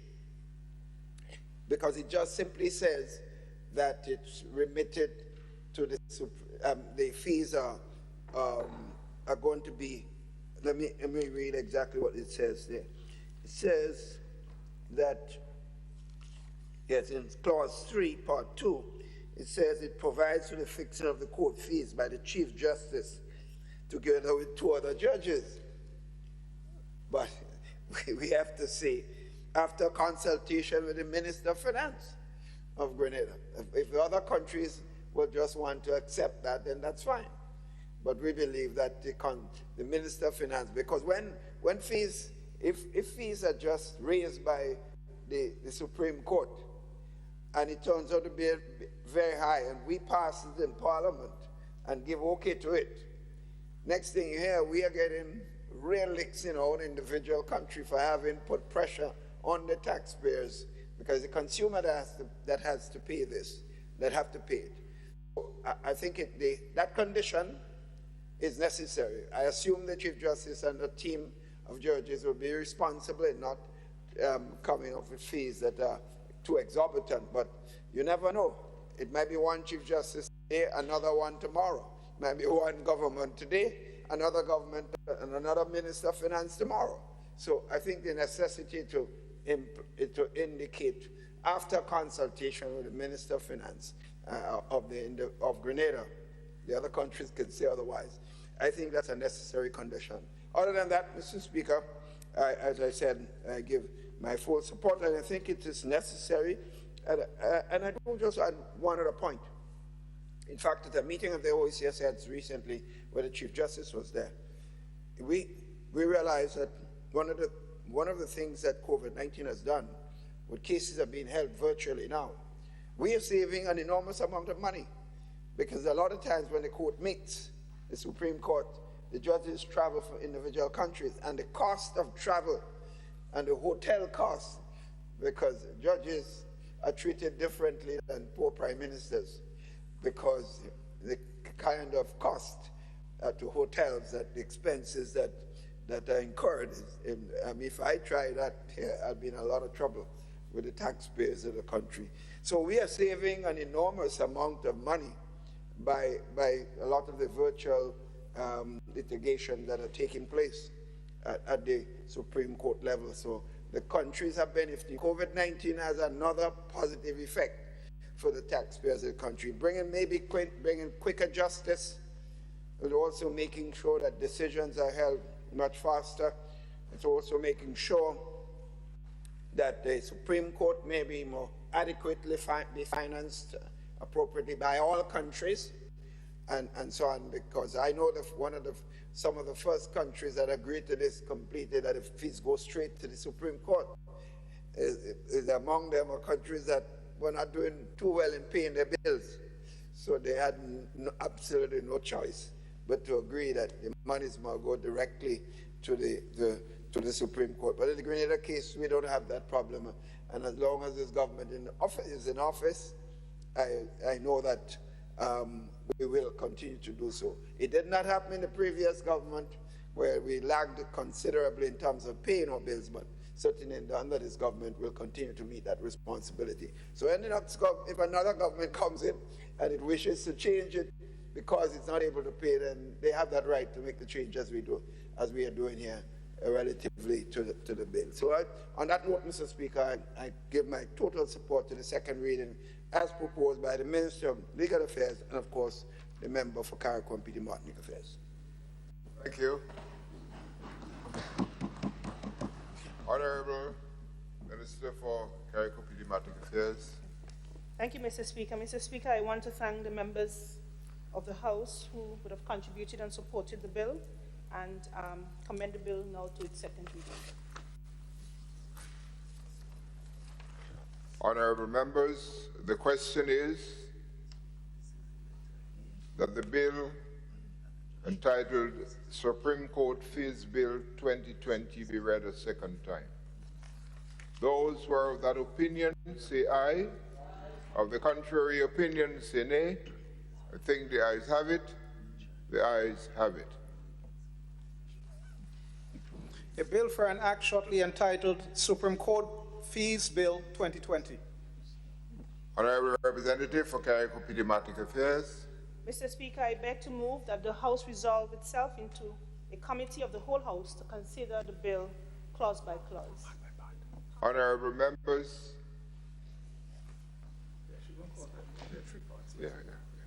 Honorable members, the question is that this House resolve itself into a committee of the whole House to consider the bill clause by clause. Those who are of that opinion say aye. Of the contrary opinion say nay. I think the ayes have it. The ayes have it.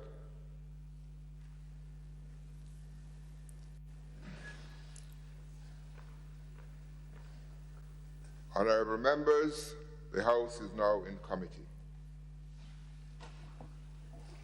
Clause 2, commencement. Honorable members, the question is that Clause 2, commencement, forms part of the bill.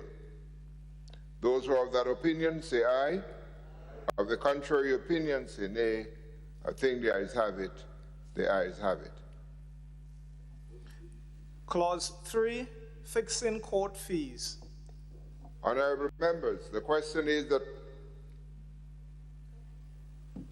Mr. Chair, in relation to clause 3, we wish to amend same, and so the following should be substituted therefore. In accordance with section 17 of the West Indies Associated States Supreme Court Order 1967, and in consultation with the Minister responsible for finance, the Chief Justice, together with 2 other judges of the Supreme Court appointed by the Chief Justice, may make rules.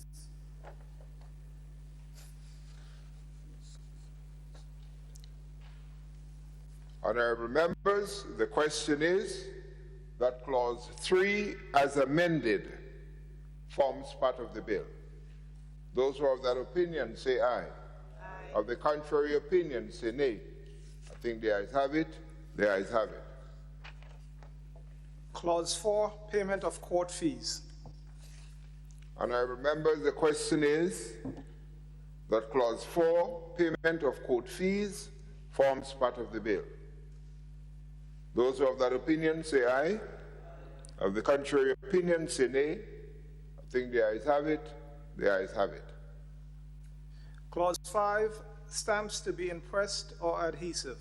Honorable members, the question is that clause 5, stamps to be impressed or adhesive. Those who are of that opinion say aye. Of the contrary opinion say nay.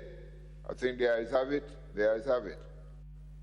Clause 6, use of stamp. Honorable members, the question is that clause 6, use of stamp, forms part of the bill. Those who are of that opinion say aye.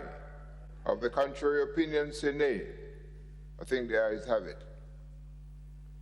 Clause 7, documents to be stamped before signature. Honorable members, the question is that clause 7 forms part of the bill. Those who are of that opinion say aye. Of the contrary opinion say nay. I think the ayes have it. The ayes have it. Clause 8, on stamped documents, not evidence. Honorable members, the question is that clause 8 forms part of the bill. Those who are of that opinion say aye. Of the contrary opinion say nay. I think the ayes have it. The ayes have it. Clause 9, cancellation of stamps. Honorable members, the question is that clause 9 forms part of the bill. Those who are of that opinion say aye. Of the contrary opinion say nay. I think the ayes have it. The ayes have it. Clause 10, custody of stamped documents. Honorable members, the question is that clause 10 forms part of the bill. Those who are of that opinion say aye. Of the contrary opinion say nay. I think the ayes have it. The ayes have it. Clause 11, rules. Honorable members, the question is that clause 11 forms part of the bill. Those who are of that opinion say aye. Of the contrary opinion say nay. I think the ayes have it. The ayes have it. Clause 12, penalty for forgery. Honorable members, the question is that clause 12, penalty for forgery, forms part of the bill. Those who are of that opinion say aye. Of the contrary opinion say nay. I think the ayes have it. The ayes have it. Clause 13, issue of practice direction. Honorable members, the question is that clause 13, issue of practice direction, forms part of the bill. Those who are of that opinion say aye. Of the contrary opinion say nay. I think the ayes have it. The ayes have it. Clause 14, repeal. Honorable members, the question is that clause 14, repeal, forms part of the bill. Those who are of that opinion say aye. Of the contrary opinion say nay. I think the ayes have it. The ayes have it. Clause 1, short title. Honorable members, the question is that clause 1, short title, forms part of the bill. Those who are of that opinion say aye. Of the contrary opinion say nay. I think the ayes have it. The ayes have it.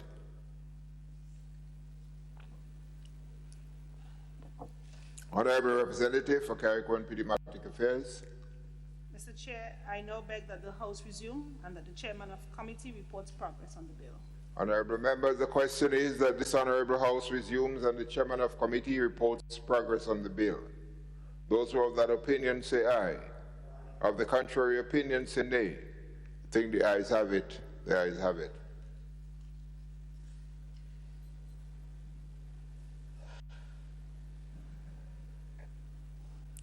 Honorable members, this Honorable House resumes.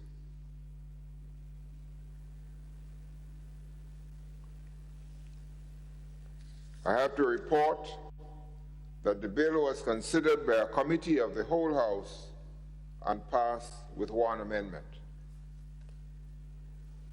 Honorable. Mr. Speaker, I beg to move that the chairman's report be adopted. Honorable members, the question is that the chairman's report be adopted. Those who are of that opinion say aye. Of the contrary opinion say nay. I think the ayes have it. The ayes have it. Honorable Representative for Carriacou-Pitty-Martinique. Mr. Speaker, I beg to move the third reading of the bill and passage. Honorable members, the question proposed is that the bill be read a third time. Honorable members, the question is that the bill be read a third time and passed. Those who are of that opinion say aye. Of the contrary opinion say nay. I think the ayes have it. The ayes have it. A bill for an act shortly entitled Supreme Court Fees Bill 2020. Honorable Leader of Government Business. Thank you, Mr. Speaker. Mr. Speaker, I wish to advise that the government will not proceed with the bill on the order paper for second reading, shortly entitled Public Finance Management Amendment Act 2020 at this time. Honorable members, the motion is that the government would not proceed with the bill on the order paper, Public Finance Management Bill 2020 at this time. Those of that opinion say aye. Of the contrary opinion say nay. I think the ayes have it. The ayes have it.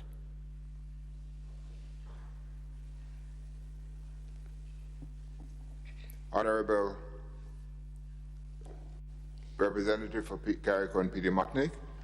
Mr. Speaker, I beg to move or for leave to introduce for the first reading a bill for an act shortly entitled the Extradition Amendment Bill 2020.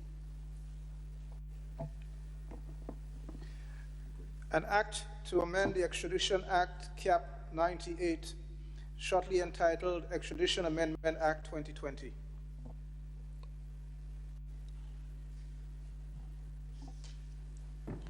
Mr. Speaker, I beg that the relevant standing orders of the House be suspended to enable the bill to be taken through all of its stages at this sitting.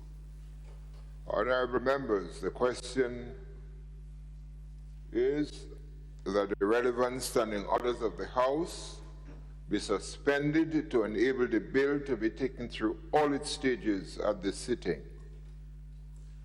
Those who are of that opinion say aye. Of the contrary opinion say nay. I think the ayes have it. The ayes have it. Mr. Speaker, I beg to move the second reading of the bill. Honorable members, the question proposed is that the bill Extradition Amendment Bill 2020 be read a second time. Honorable Representative for Carriacou-Pitty-Martinique. Thank you, Mr. Speaker. Mr. Speaker, the Extradition Amendment Bill 2020, again, is a very, what I would term a simple bill. It's a bill that seeks to amend, Mr. Speaker, the Extradition Act, Cap 98 of the 2010 Revised Edition Laws of Grenada. The Extradition Act, Mr. Speaker, as you may be aware, that is the legislation or the legislative framework that provides the procedure for extraditing persons charged or convicted of criminal offenses to and from Grenada. And of course, Mr. Speaker, in accordance with bilateral treaties and with other states and countries. Mr. Speaker, presently under the Principal Extradition Act, a criminal offense qualifies as an extradition offense if that offense, Mr. Speaker, is punishable by imprisonment for 5 years or a longer maximum custodial penalty. Mr. Speaker, however, the government of Grenada has entered into extradition treaties with other states for extraditing persons who would have been charged or convicted with offenses punishable by imprisonment for at least a year. Accordingly, Mr. Speaker, in order to ensure that we as a country and as a state discharge our obligations, it is important for us to continue to consider extradition requests under our bilateral treaties.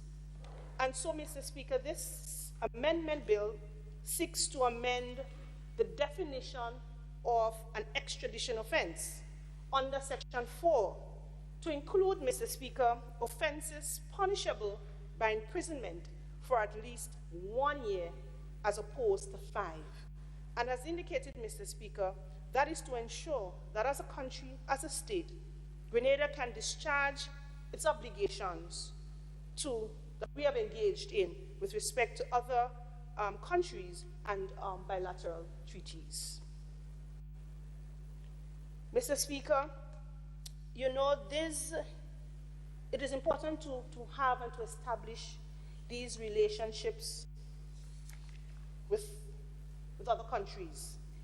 And Mr. Speaker, the element of extradition is one such avenue through which cooperation and support are usually deepened between countries.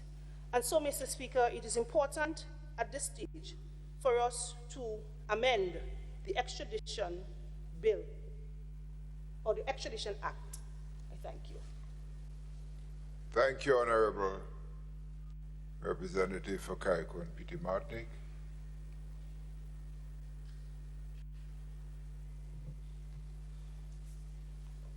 Honorable Representative for St. Patrick West. Thank you, Mr. Speaker. Mr. Speaker, I rise to give my support to this bill, but not without first expressing some concerns as to the intent and the motive for the change from 5 to 1 year. Mr. Speaker, there's nothing new about extradition. I mean, that has been going on for years, from the beginning of time. But as we know, Mr. Speaker, extradition is primarily reserved for persons who have committed serious crimes and have become fugitive from justice. In more recent times, Mr. Speaker, extradition has become more popular because of the nature of some of those crimes and crimes that have been associated with what we call the spread of transnational criminal organizations, such as terrorism, drug trafficking, human trafficking, counterfeiting, that's money laundering, and cyber crimes. Mr. Speaker, to my knowledge, all of these criminal activities will attract a prison sentence in excess of 5 years. I do not know if anyone, except for extenuating circumstances where, such a crime will attract a prison sentence of less than 5 years. But, Mr. Speaker, it is my belief that a crime is a crime. And if you commit a crime and you become a fugitive from justice, regardless to the time, whether it's 1 or 5 years, I think you should do the time. And therefore, I have no problem with countries entering into bilateral agreements to ensure that persons who commit crimes are really brought to justice. However, Mr. Speaker, I have two concerns as they relate to extradition. First, I believe there must be, or there should be, uniformity in what we call the classification of crimes that are extraditable. And there should be some level of uniformity, Mr. Speaker, as to the sentence. We know as a fact that some countries will not extradite a citizen to another country where the death penalty is in place, when they themselves do not have the death penalty. Likewise, there could be different sentencing, length of sentencing, where countries might have certain reservations. If a certain crime in my country does not attract, let us say, a sentence in excess of 5 years or 1 year, and yet in another country where I enter into that agreement, that same crime attracts a prison sentence of 20 years, there will be some reservation on the part of the sending country as to why should I send my citizen to that country where that crime, where that activity in my country just attract a prison sentence of, let us say, six months. But yet, when I send you over there, it's 10 years. So there, that could create some kind of hesitancy in terms of enforcing whatever laws or treaties that you may have for extradition. Again, Mr. Speaker, what might be considered as a criminal offense in one country may not be considered a criminal offense in another country. And these are things that we have to look at in terms of enforcing such agreements. But the one that concerns me most, Mr. Speaker, is that of reciprocity. Yeah? And it happens when there's a lack of reciprocity when countries consider themselves to be big. Yeah? And you could do what you want because they have the authority, have the power. So I could request that you send back certain person to my country.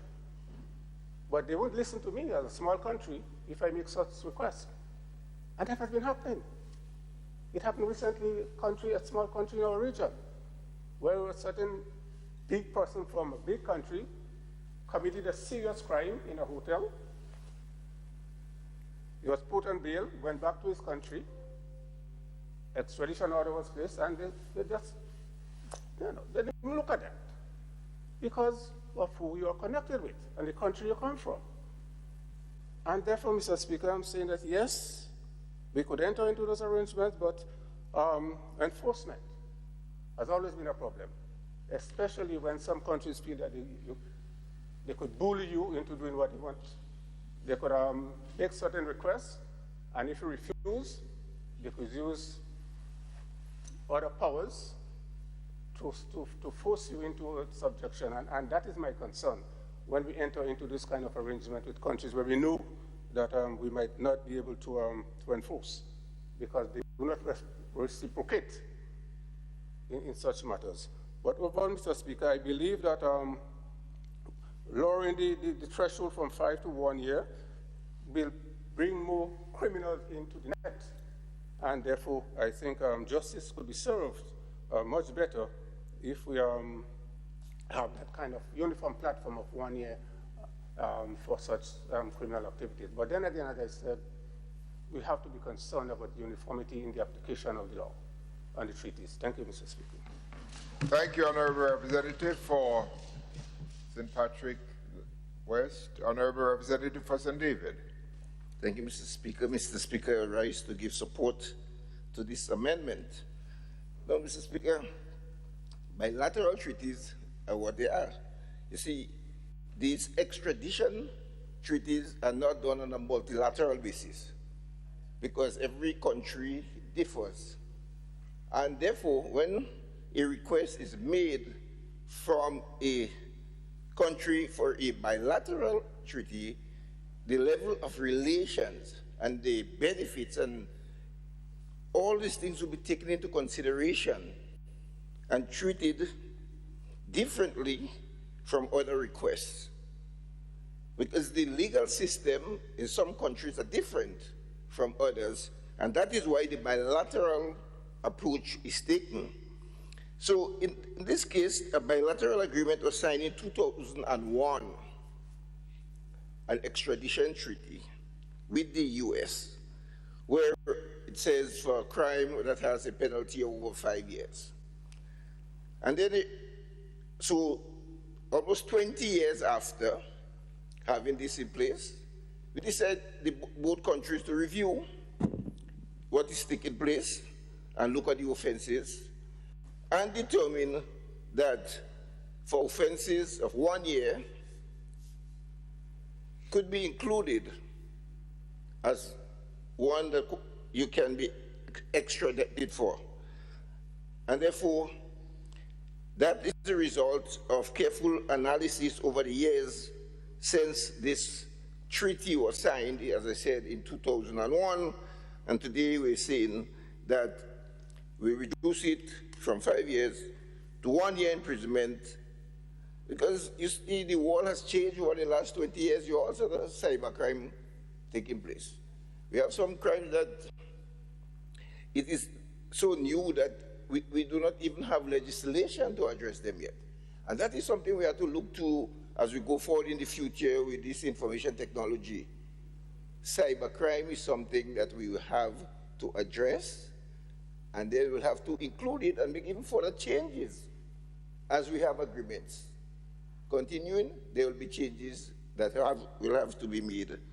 And so, as I said, this country, this bilateral treaty between Grenada and the USA has been reviewed, and a determination has been made that 1 year as an offense can result in extradition if the request has been made, and it was based on the relations that exist between the two countries. And therefore, Mr. Speaker, I support this amendment to the Extradition Amendment Bill 2020. I thank you. Thank you, Honourable Representative for St. David. Honourable Prime Minister and Representative for St. George Northwest. Yes, Mr. Speaker, in standing to support this bill in second reading, particularly so, I too must say that my sentiments are very similar to that of the representative of St. Patrick West. I think he alluded to some very important issues. But as he concluded, which is the same my own conclusion, that a crime is a crime, and if you commit a crime, you should pay, you should spend the time, so to speak. As Prime Minister, of course, as Minister of National Security, I am very sensitive to the image of this country and any perception that we are soft on crime. And I've had to in several meetings regionally and internationally, face this particular issue. And we have been asked for years, why are we sitting on this important issue? Because they know Grenada's position on criminal activity. So I think it's people generally feeling that while the message of 1 year as opposed to 5 may be something to be concerned about, I think generally speaking, the image of the country will be enhanced. What we are saying is there'll be no tolerance at all with criminal activity, no matter how short the possible sentence may be. It's still a crime. And I know that the Attorney General and the Ministry of Legal Affairs did make this bill available to the Bar Association, and they did promise to get back to them. I'm not sure that they did. In any event, we did what we are supposed to do, but I think the institution in the country, their opinions is important, but in the final analysis, we have to take a decision what is best for the country, not what is best for some legal fraternity. While their views are important, the country's image has to take priority. So it appears that they may not have felt that strongly. This is why after a couple of weeks of of having been presented with information, they have not come back with any clear position. And so therefore, I give my full support to this important bill, this extradition bill, which of course sends the right message about Grenada's whole position as far as criminal activities are concerned. Thank you. Honorable Representative for Carriacou-Petit-Martinique. Mr. Speaker, I want to thank all the members of the House who contributed and supported the bill and commend the bill to its second reading. Honorable members, the question is that the bill be read a second time. Those who are of that opinion say aye. Of the contrary opinion say nay. I think the ayes have it. The ayes have it. A bill for an act shortly entitled Extradition Amendment Act 2020. Honorable Representative for Carriacou-Petit-Martinique. Mr. Speaker, I beg to move that the House resolve itself into a committee of the whole House to consider the bill clause by clause. Honorable members, the question is that this Honorable House resolves itself into a committee of the whole House to consider the bill clause by clause. Those who are of that opinion say aye. Of the contrary opinion say nay. I think the ayes have it. The ayes have it.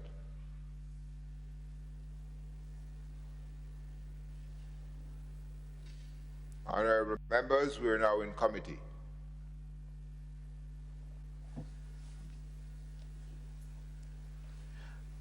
Clause 2, Amendment of Section 4 of Principal Act. Honorable members, the question is that Clause 2, Amendment of Section 4 of Principal Act forms part of the bill. Those who are of that opinion say aye. Of the contrary opinion say nay. I think the ayes have it. The ayes have it. Honorable, do we have an amendment here to? No? Okay. All right, okay. Yeah. No, I had another document in front of me. Okay, fine, thanks. Yeah, go on, proceed. Clause 1, short title. And I remember the question is that Clause 1, short title, forms part of the bill. Those of that opinion say aye, or is there a change to the short title? Leader of Government Business? You want to change it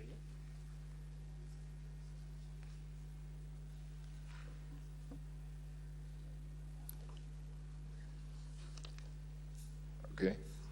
And I remember the question is that Clause 1, short title, forms part of the bill. Those who are of that opinion say aye. Of the contrary opinion say nay. I think the ayes have it. The ayes have it.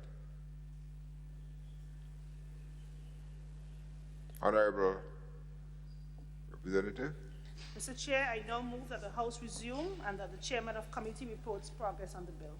Honorable members, the question is that this Honorable House resumes and the Chairman of Committee reports progress on the bill. Those who are of that opinion say aye. Of the contrary opinion say nay. I think the ayes have it. The ayes have it.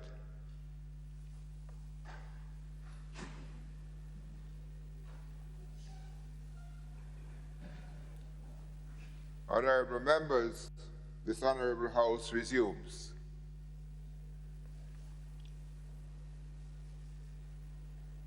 I have to report that the bill was considered by a committee of the whole House and passed without amendments.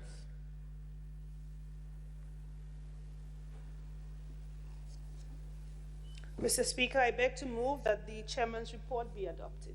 Honorable members, the question is that the Chairman's report be adopted. Those who are of that opinion say aye. Of the contrary opinion say nay. I think the ayes have it. The ayes have it.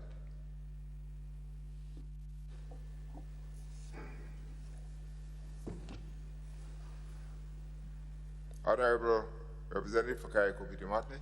Mr. Speaker, I beg to move the third reading of the bill and pass it. Honorable members, the question proposes that the bill be read a third time.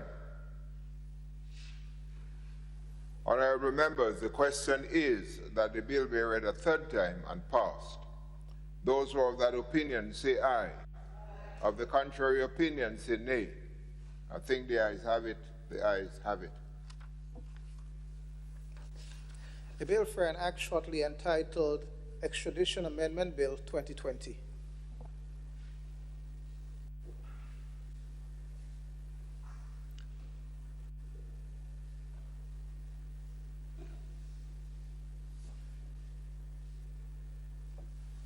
Item 16, request for leave to move the adjournment of the House on matters of urgent public importance.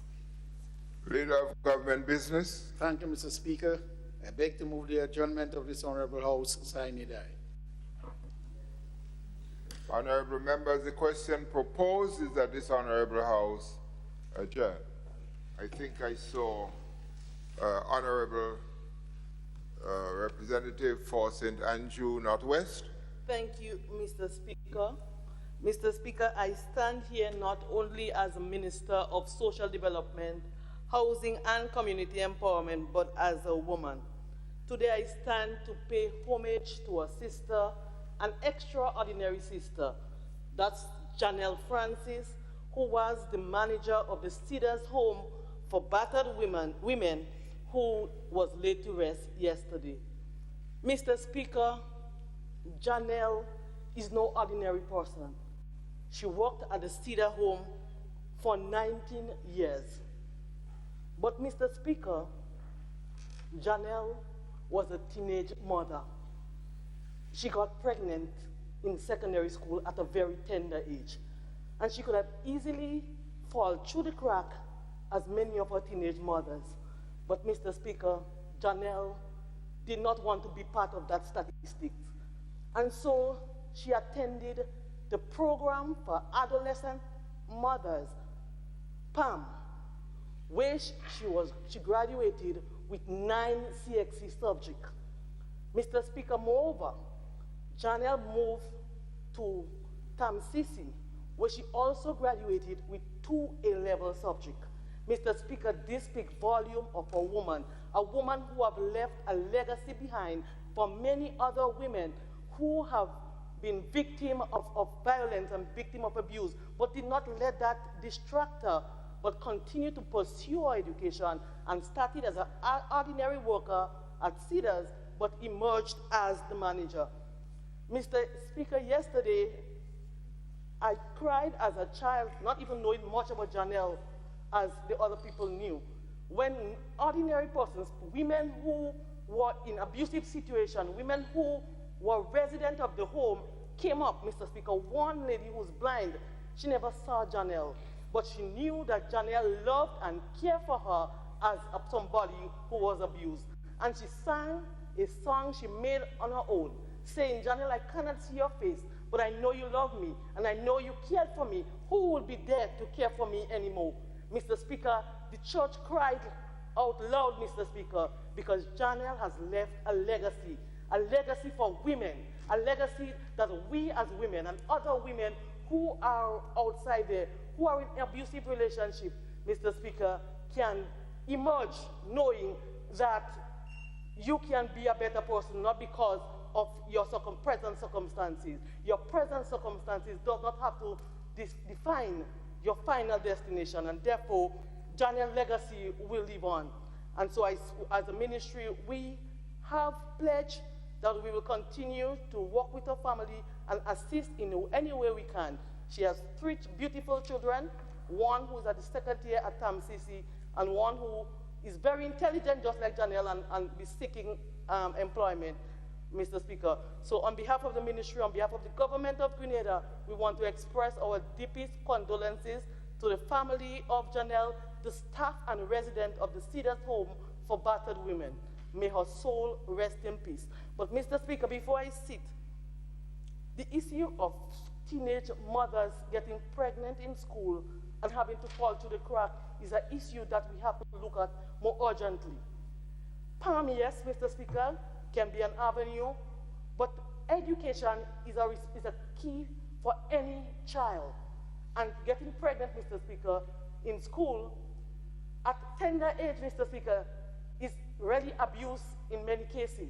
And therefore, Mr. Speaker, I believe at this period in our life as a government and as a nation, we have to look whereby our children can be reintegrated into secondary school. So there should be a choice where you decide whether or not you want to go back in secondary school, where it's flawless, so there must be education of our people in accepting these young ladies, or they can decide whether or not they want to opt for PAM or some other facility that can help in providing education opportunities for our young women in abusive situations. I thank you, Mr. Speaker. Thank you, Honorable Representative. Just before I call you, sir, I think you would find support in this speaker here when you talk about getting our young ladies to continue their education. My last year as the Chief Education Officer, I got battered by the women organization, the church organization, and other organizations for having sent back some young ladies who got pregnant as teens back to school. And I must say, the result was wonderful in that 4 of the young ladies continued to the end of the secondary education, 4 of the 5. So you have an advocate here, because I think we must remember that they are not to be crucified for sometimes what they are not responsible for happening. Honorable Representative for St. Patrick West. Thank you again, Mr. Speaker. Mr. Speaker, I rise to make some brief, well, I won't say brief, because I will be craving your indulgence for some extended time. I rise to make some remarks on behalf of the constituency of St. Patrick West, and maybe St. Patrick in general, because at times it's very difficult to separate activities in East and West. But before I do so, Mr. Speaker, I want to make another observation. Mr. Speaker, it is quite obvious that we are here because the people in our respective constituencies elected us to represent them. And therefore, they do expect us as parliamentary representatives to speak on their behalf when there are matters of concern. Mr. Speaker, I am saying this in reference to the order paper, and this has been, it's nothing new, it has been there for time I entered this parliament, that when I look at the order paper, although we are saying that we are parliamentary representatives, and this is the parliament, I do not see much scope, Mr. Speaker, in the order paper for parliamentary representatives to speak on behalf of their constituents.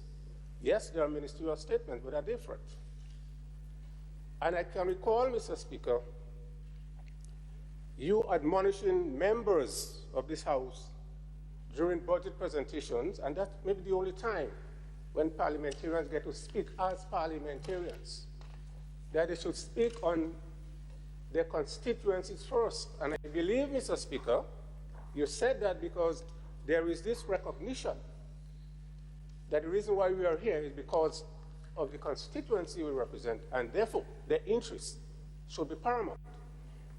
And therefore, Mr. Speaker, I am suggesting, humbly suggesting, that we relook the order paper and to give parliamentarians some more time to speak on those issues, because that's why we're here. Because as I said, apart from budget time, which is once a year, and on the adjournment, which I believe is more an afterthought, that parliamentarians get to speak. And I believe this is a matter that needs to be addressed. Mr. Speaker, having said that, I want to make some remarks because my constituents have been talking to me on a number of issues, and the opportunity to respond to those issues have been very limited so far. Mr. Speaker, I have been approached by some residents who indicated to me that on a program of Beyond the Headlines not too long ago, a remark was made by one of the members of the panel that St. Patrick has overtaken St. Mark as the poorest parish in Grenada.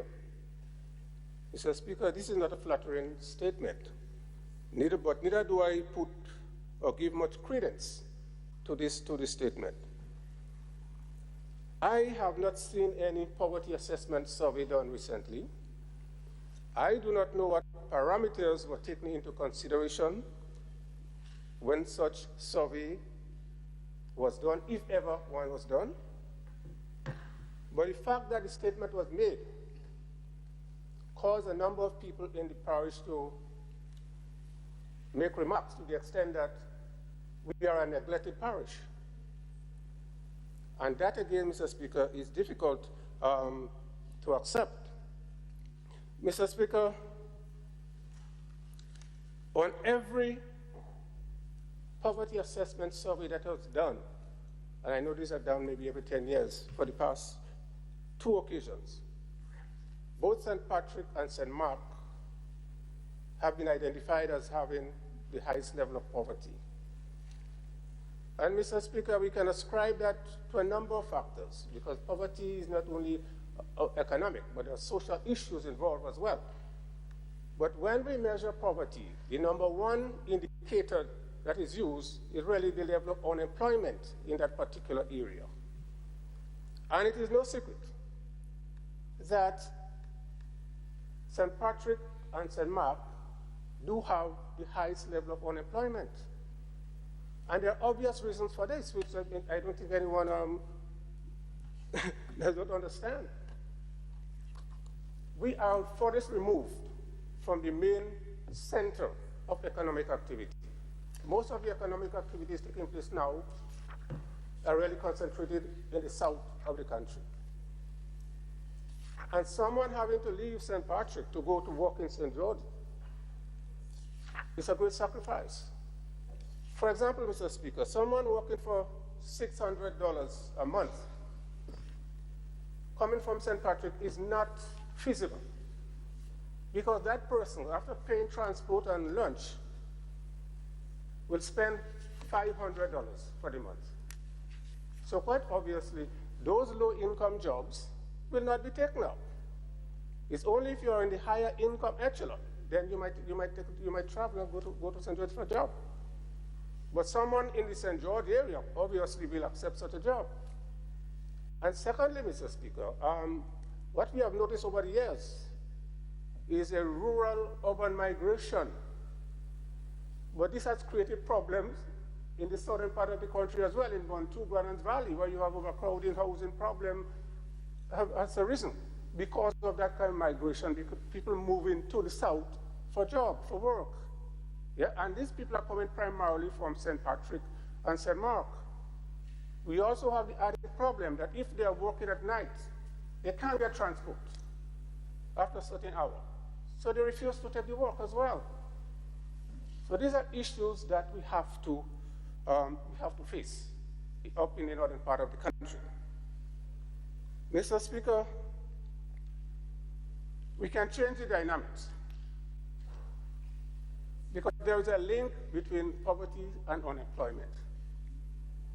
And if we are to address the issue of unemployment, we have to look at how we can create more economic activities in the northern part of the country, and that can only come through higher levels of investment, both from the private sector and the public sector.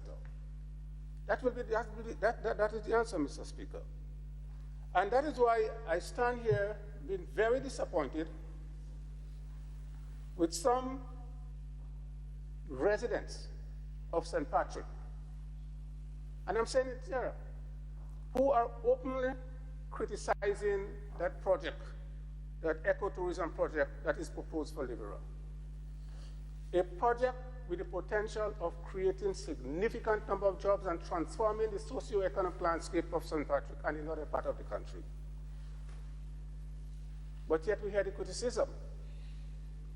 Mr. Speaker, development comes at a price. You cannot have extremes. If we want to live as our foreparents lived hundreds of years ago, then let us do nothing. Let us not build any tourism plan. Let us go back and live in caves. Is that what we want for our people? There must be a balance, Mr. Speaker, a balance between economic development and environmental preservation. You cannot have extreme, because if you have one, and if you go to the extreme with environmental preservation, you will have nothing, people will be unemployed and living as though we live in the dark ages. I do not know of any country that has developed without making that kind of sacrifice, where you have to give up some environmental concerns that we have in order to create those opportunities for people. Mr. Speaker, I always make reference to the northern part of St. Lucia, or is it called Rodney Bay? And I recall when the then Prime Minister Compton was proposing to develop that area, there was widespread criticism. Oh, you're destroying the environment, you're destroying this and that. No, visit Rodney Bay. It has transformed that part of St. Lucia. Mr. Speaker, even back here, I recall when we took the decision to build that cruise ship terminal, there were those who said, if you do that, you will destroy Grandans Beach. Today, I have not seen any destruction in Grandans Beach, Mr. Speaker. When we took the decision to get the developer to build Port Louis and create a marina, again, they came out in protest. And what was there before, Mr. Speaker? A dump. Vehicles, old vehicles all over the place, rats, mosquitoes. Yet you're criticizing that we're destroying the environment. I mean, the environment was destroyed. Now look at Port Louis and see what is there, Mr. Speaker. Look and see what is there. And that is why, Mr. Speaker, I am saying that as a government, we cannot allow our national development agenda to be dictated by those critics, armchair critics, and pseudo-environmental experts. We have to rely on sound advice, Mr. Speaker, and not those who have the political agenda, because as far as they're concerned, nothing should happen. And when the time comes, they will say, look, unemployment is high, nothing happening, nothing happening. And they are the ones in the forefront of criticizing, Mr. Speaker. We have to pursue an agenda of developing our country on sound environmental advice, and not just those who want to criticize for criticism's sake. Having said that, Mr. Speaker, I believe that in addition to welcoming private initiative in the northern part of the country to stimulate economic activity, we have to look at the government-owned investment program, see what is happening there, and what we believe could be done to further push the development agenda in the northern part of the country. And in speaking to members of the St. Patrick Business Association, Mr. Speaker, we have identified a number of issues, a number of areas where we believe the government investment program could be more effective. And I just want to highlight what is happening and what we think should happen. Mr. Speaker, we are all happy that the St. Patrick Road Development Project is on. That project, Mr. Speaker, is a multi-million-dollar project. Phase one is right now on. It's concentrated more in the Hermitage area. If you look at the proposed highway, it's unbelievable. Very good. But we are hoping, Mr. Speaker, what the residents are saying, let us not stop there. we have to move into phase 2 of that project, as the minister said, because phase 2 is much bigger. It will create far more employment, and it will impact many more villages. As it stands right now, only one village is impacted by the project.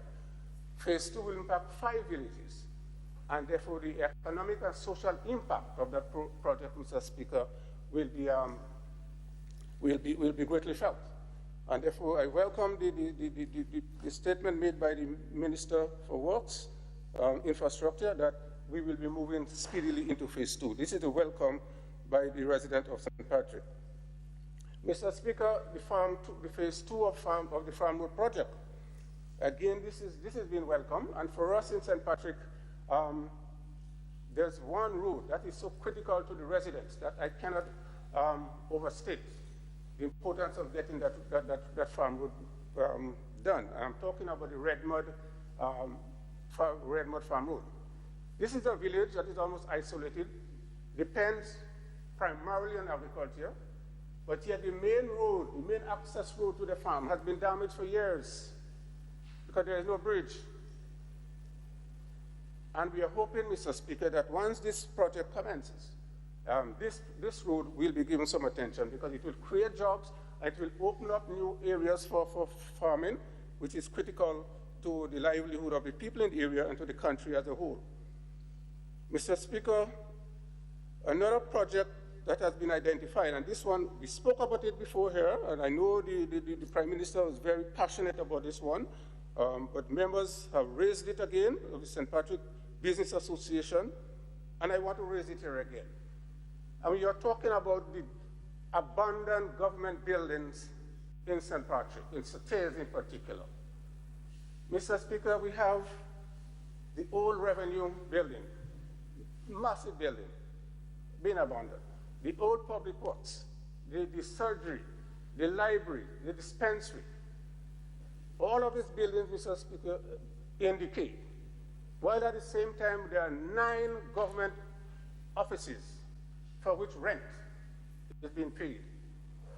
Mr. Speaker, this is not just a public sector project. This could be done by private initiative because it could be self-sustaining.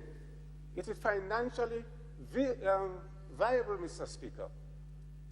If we can get some financing, it don't have to be government financing. It could be private sector financing. We can get those things moving, Mr. Speaker. And not only will create the jobs, but it will save government a lot of revenue from having to pay rent to private institutions. So this is something that the people of St. Patrick, the Business Association, has highlighted, and they asked me to raise it as well. Mr. Speaker, another project that is financially viable is the one that we have started, again, the Montreach School Furniture Production Facility.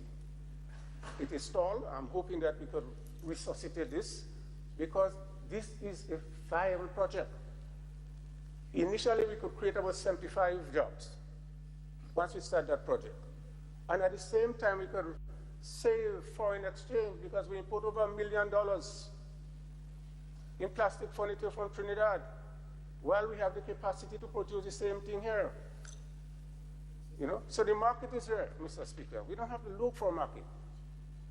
I'm saying this is a project that, again, even if the government does not have the resources, we could go to the private sector and get resources that because it is viable. The market is there. Government furniture, school furniture, government offices, repairs of furniture, Mr. Speaker. These are things that need to be done. You go to schools, the furniture is broken. What do? They just throw it away. That could be repaired. But when you have the plastic, you can't repair them, Mr. Speaker. But when you have the wooden furniture, you could repair them and create employment opportunities, Mr. Speaker. And this is something, again, I think we could fast track, create more employment for people.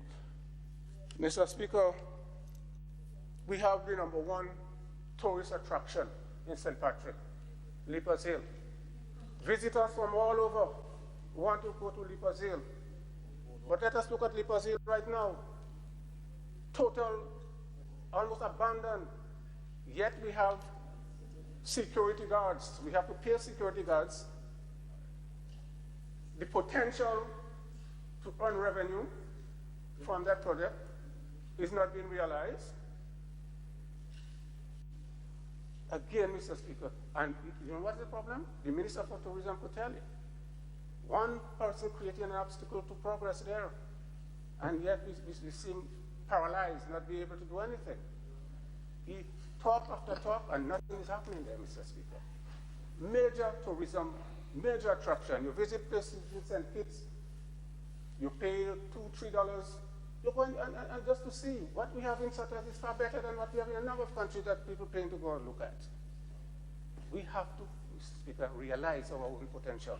And I'm saying that this is a project that we have somehow to find the means to overcome whatever bottleneck to get this project moving. Mr. Speaker,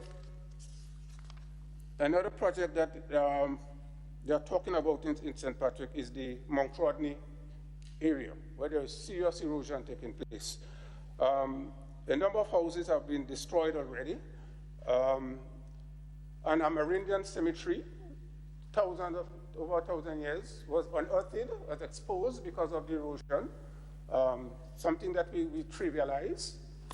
But what is even what is even worse now, Mr. Speaker, is that the main road leading to the villages of Davie and Prospect, that road is being threatened.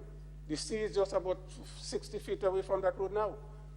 And once that road is destroyed, then that entire area is cut off, because there will be no access to Davie, Mount Alexander from Sautez, Mr. Speaker. I am saying we have to look at that carefully. For the people whose homes have been destroyed, we have already indicated to them that once the facilities provided by the Chinese, the low-income housing project is ready, we can have them relocated, Mr. Speaker. So that part is okay, but I am more concerned about the potential threat to the road itself, that sooner or later we will have no access to that part. Mr. Speaker, we have in St. Patrick, Montreux Estate, over 257 acres of land underutilized, but yet government is paying workers. Yes, we have to pay them because, you know, they have to survive as well. I am saying, Mr. Speaker, that is a project with tremendous potential. I know that we have been engaging private investors, but not, as of now, nothing has been realized. Soursop is now Grenada's green gold. Can you imagine if we could transform that Montreux estate into a Soursop plantation? We have to take initiative, Mr. Speaker, to do those things in order to create the jobs and to bring the development to that part of the country. Mr. Speaker, having said all that, I do not want to be speaking in a vacuum. I do not want to be speaking without the realization that we are not living in normal times, Mr. Speaker. They call this COVID-19 time. And there must be the understanding that we cannot do things, the things that we would like to do, we cannot do them because of this COVID pandemic. Yeah? So whereas pre-COVID, the country was on a sustainable development path, significant growth, 4.5%. Unemployment being reduced from 28 to 14%, Mr. Speaker. We have to realize that. We are on a track to sustainable development. Government generating surplus, important for financing its capital program. COVID turned everything upside down. So we have to understand that there must be some mitigating factors at work, that we cannot do as much. People are asking, but we cannot do as much, Mr. Speaker, because the revenue is not there again. So whereas, yes, we are saying all these things should be done, that's the ideal situation, Mr. Speaker, but the practical situation is that the revenue, not having the revenue, might not allow us to do the things that we want to do. So I just want to ensure that I make this statement, that people will not get the idea that, yes, all these things could be done and government not doing it. I'm pretty sure if we have the resources, we will do it. We will do it, but the resources are there, Mr. Speaker. And in that vein, Mr. Speaker, I want to give this government very high commendation. Because notwithstanding the COVID crisis, Mr. Speaker, notwithstanding the reduction in revenue, half of your revenue base being eroded, this government has maintained all of its social programs designed to alleviate poverty, not only in St. Patrick, but the whole of the country. And we must not only see poverty from the extent of not having the means of a job, but there are social programs that assist in poverty alleviation. And in St. Patrick, we have seen that happening. Mr. Speaker, do not underestimate this program by government for the building of toilet and bathroom. Because outside, we call them latrines in the old town, that is an indicator of poverty. Right? And when you measure poverty, you look at how many households still using latrines. And when this government take that bold initiative to ensure that every home has a toilet and bath, this government is saying, yes, we care about bringing our people out of poverty, Mr. Speaker. And that must be commended. The house repair program, again, housing, the quality of the housing stock, a major index of poverty measurement. Look at what the government is doing in terms of providing not only the material, but a building brigade, Mr. Speaker, for those who cannot afford. We cannot underestimate that, Mr. Speaker. The SAFE program, no one has been removed from the program. Instead, government moved to even complement what is happening in the SAFE by providing food baskets. Another aspect of poverty alleviation, Mr. Speaker. And therefore, I'm saying that this government must be commended. Yes, there are avenues in terms of the PSIP, but when we look at the social program, Mr. Speaker, and I was talking to my colleague, she must be commended because she's always a pusher for these things and show that people, because development is about people, Mr. Speaker. People must be at the center of the development trust of any government. And the social agenda, Mr. Speaker, that this government is pursuing is ensuring that our people move out of poverty, and that must be commended, Mr. Speaker.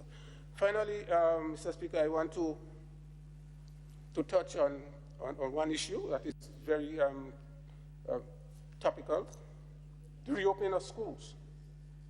Mr. Speaker, I'm hearing, again, it's unfortunate that the Minister for Education and her team has been doing a fantastic job, Mr. Speaker, in preparing our children for the reopening of school on the 7th of September. But I'm hearing some parents saying, no, they're not sending their children to school because of the COVID, afraid of COVID. But I'm not surprised, I wouldn't be surprised, Mr. Speaker, if if these parents, some of them, were not part of the jump up that we had and saying that there is no COVID. Is it by convenience that now we have COVID? Mr. Speaker, my advice to our parents, send your children to school or the open of school, and the ministry is putting appropriate safeguards in place to ensure that the children, even if they do have pre-existing conditions, will be taken care of. Let us not be distracted because some of them out there are just there to oppose. It's just to oppose everything that this government is doing. Whether it's right, they will still oppose it. So, Mr. Speaker, on this note, I want to thank you very much for your patience and your time, and to say that I am hoping that in the future, those of us who would like to speak on developments in our constituencies will be given that time, and just not on the adjournment, when people's mind and potential to retain is very limited. I think we need more prominence in terms of speaking on behalf of our constituents, Mr. Speaker. I thank you very much. Thank you, Honorable Representative for St. Patrick West. Leader of the Opposition, just a second. I want to point out to you that Yes, I understand the limitations that comes with the speaking at the adjournment, but we have other provisions in the standing order. For example, unopposed private business is one area that a parliamentary representative can speak to. You have, I'm just looking through my standing order here. You have private business,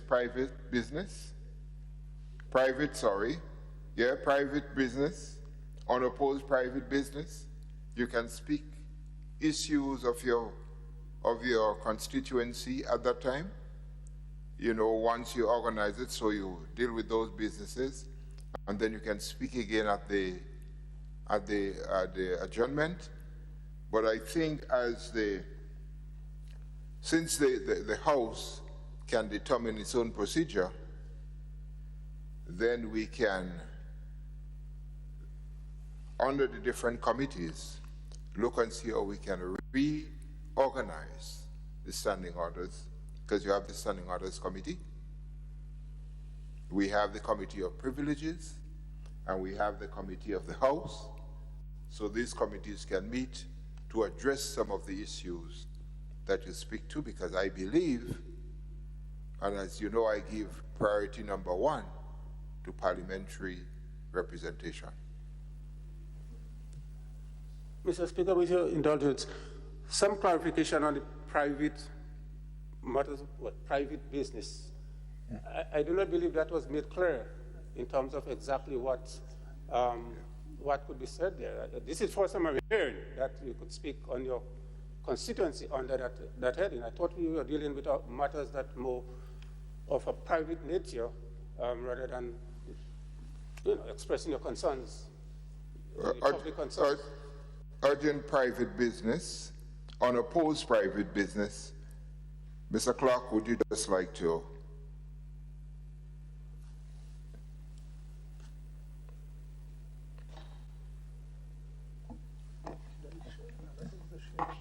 Sure. I give you permission to share.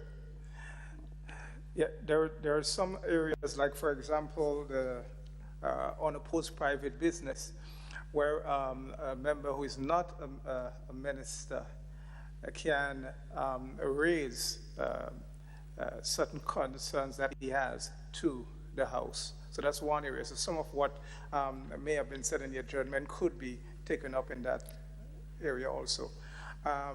Additionally, there could be motions which comes as a debate which deals with matters which you have raised pertaining to your constituency, which could actually ask the House to provide support. May not be a definite resolution, but in terms of support. So some of these matters could be discussed as a motion also, and that we could have discussions on further and provide further clarity on how that could be done. Yeah, we want to make sure that that the few minutes that is given at the end do not restrict any member from discussing their parliamentary representation. Leader of the... Thank you, Mr. Speaker. Mr. Speaker, I rise on this adjournment, and as the member for St. Andrew Northeast mentioned about the passing of the lady, I think this House may recognize that in recent days, just maybe a week ago, I shouldn't say members of this House, but workers from this House lost 3 family members. I think the guy that does the IT, he lost his mother while on the job here. Then Miss Morgan, your secretary, lost her brother. And then Miss Fari, I believe. And so I just want to recognize the contribution that the members, the workers made to this honorable place. And it is indeed with sadness that we hear about this. Mr. Speaker, now in my position as the leader of Her Majesty's opposition, maybe I can go now beyond the boundary of just my constituents. And a few things that I want to speak to. Questions. I do believe, Mr. Speaker, this is the public house, the people's house. And some of the questions that I asked were submitted to me by the people, and they want to know. For example, the question about the waterfall, the Annandale waterfall. It came from the people there, the area of the people there, and they were asking about consultation should be done when such is listed or under what condition. Then again, the question that I raised about the port facility in Carriacou, again it came from the people of Carriacou. Mr. Speaker, the member for St. Patrick's West just spoke about the importance of developing St. Patrick's waterfront.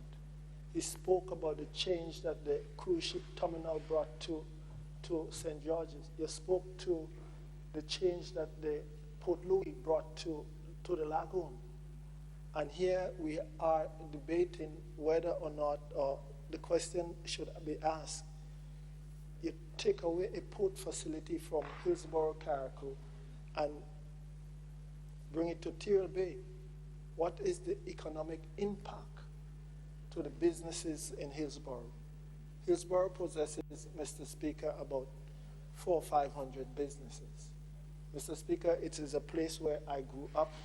I went to primary school, I went to high school, I worked there as a teacher in Hillsborough.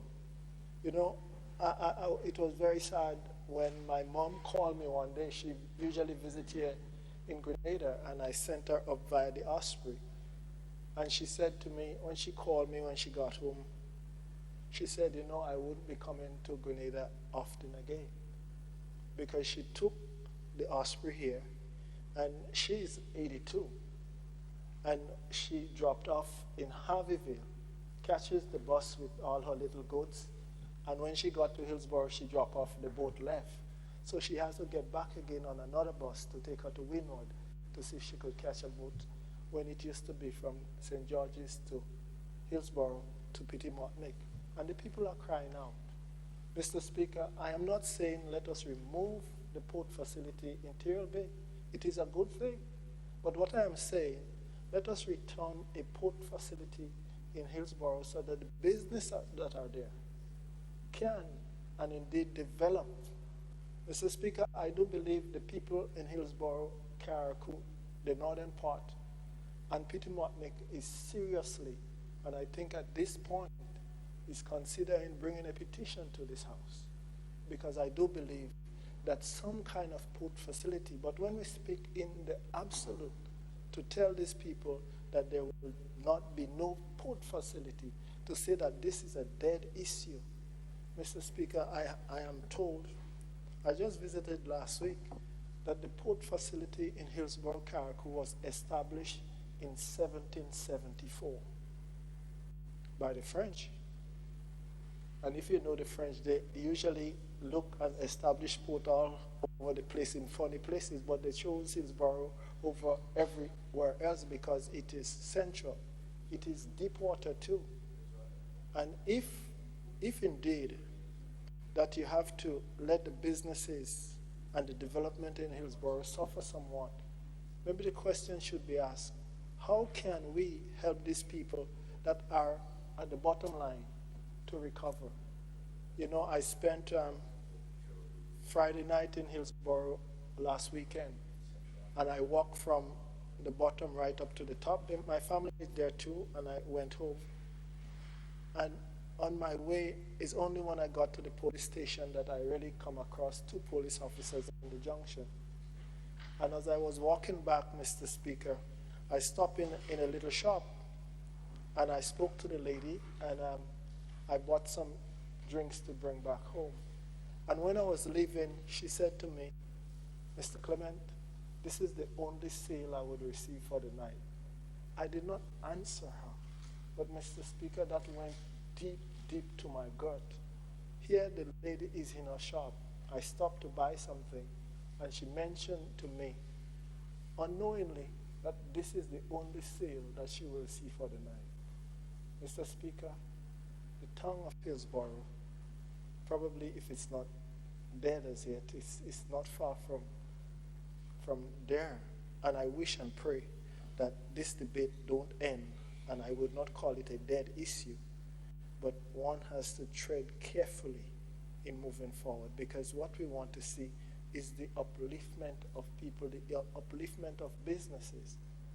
And I pray that we would speak to those issues. So, Mr. Speaker, just on that note that I will end here. Thank you. God bless. Thank you, Honorable Leader of the Opposition.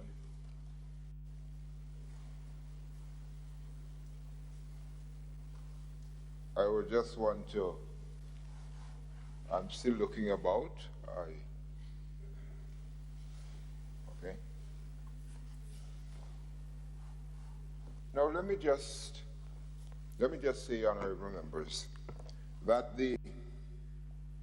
we are moving, and I'm feeling happy that we are sitting in Parliament and we have our devices in front of us. This is where we wanted to go a long time. So we have reached part of the way. The other part of the way is to make all information that is available at Parliament available at the touch of a button. And so we have, working diligently, our IT officer, Mr. Gavin Mark, who is here today, and as the Leader of the Opposition mentioned, lost his mother just a couple of days ago, but is here today because of the importance of what he's doing to the Parliament. I must also remind us that my secretary has lost a brother who was in England and died suddenly, and Ms. Farry has lost a nephew who died when he went to assist in the building of a house and the wall fell on him. So these are three of our workers, our members of staff, who have suffered loss within the past week. So I want to extend on behalf of this Honorable House our sincere sympathy to all of them. And let me also say that I want to extend my congratulations and commendation to my staff, the staff of the Parliament, because we don't always get credit for all that is being done. And let me say that our Clerk of Parliament is sometimes, I don't know how he does it, because many members of staff have to forgo their vacation. On many occasions have to be recalled from the vacation to come to perform because we cannot at that particular time do without them. So I want to commend them for the willingness to sometimes forgo the vacation so that they can be here, even if some of them have not yet or is given the appointments that we hope and have recommended by the Public Service Commission. So I just wanted to remind us that they are here working hard, and we need to sometimes remember that they are hard workers to make this whole thing happen. Honorable members, the question is that this Honorable House now stands adjourned. Sign it aye. Those who are of that opinion say aye. Of the contrary opinion say nay. I think the ayes have it. The ayes have it.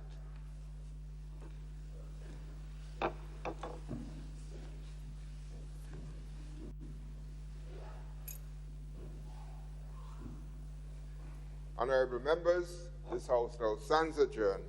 Sine die. This is not an afterthought. Our lunch is provided. So please do not leave the lunch. I could only eat one.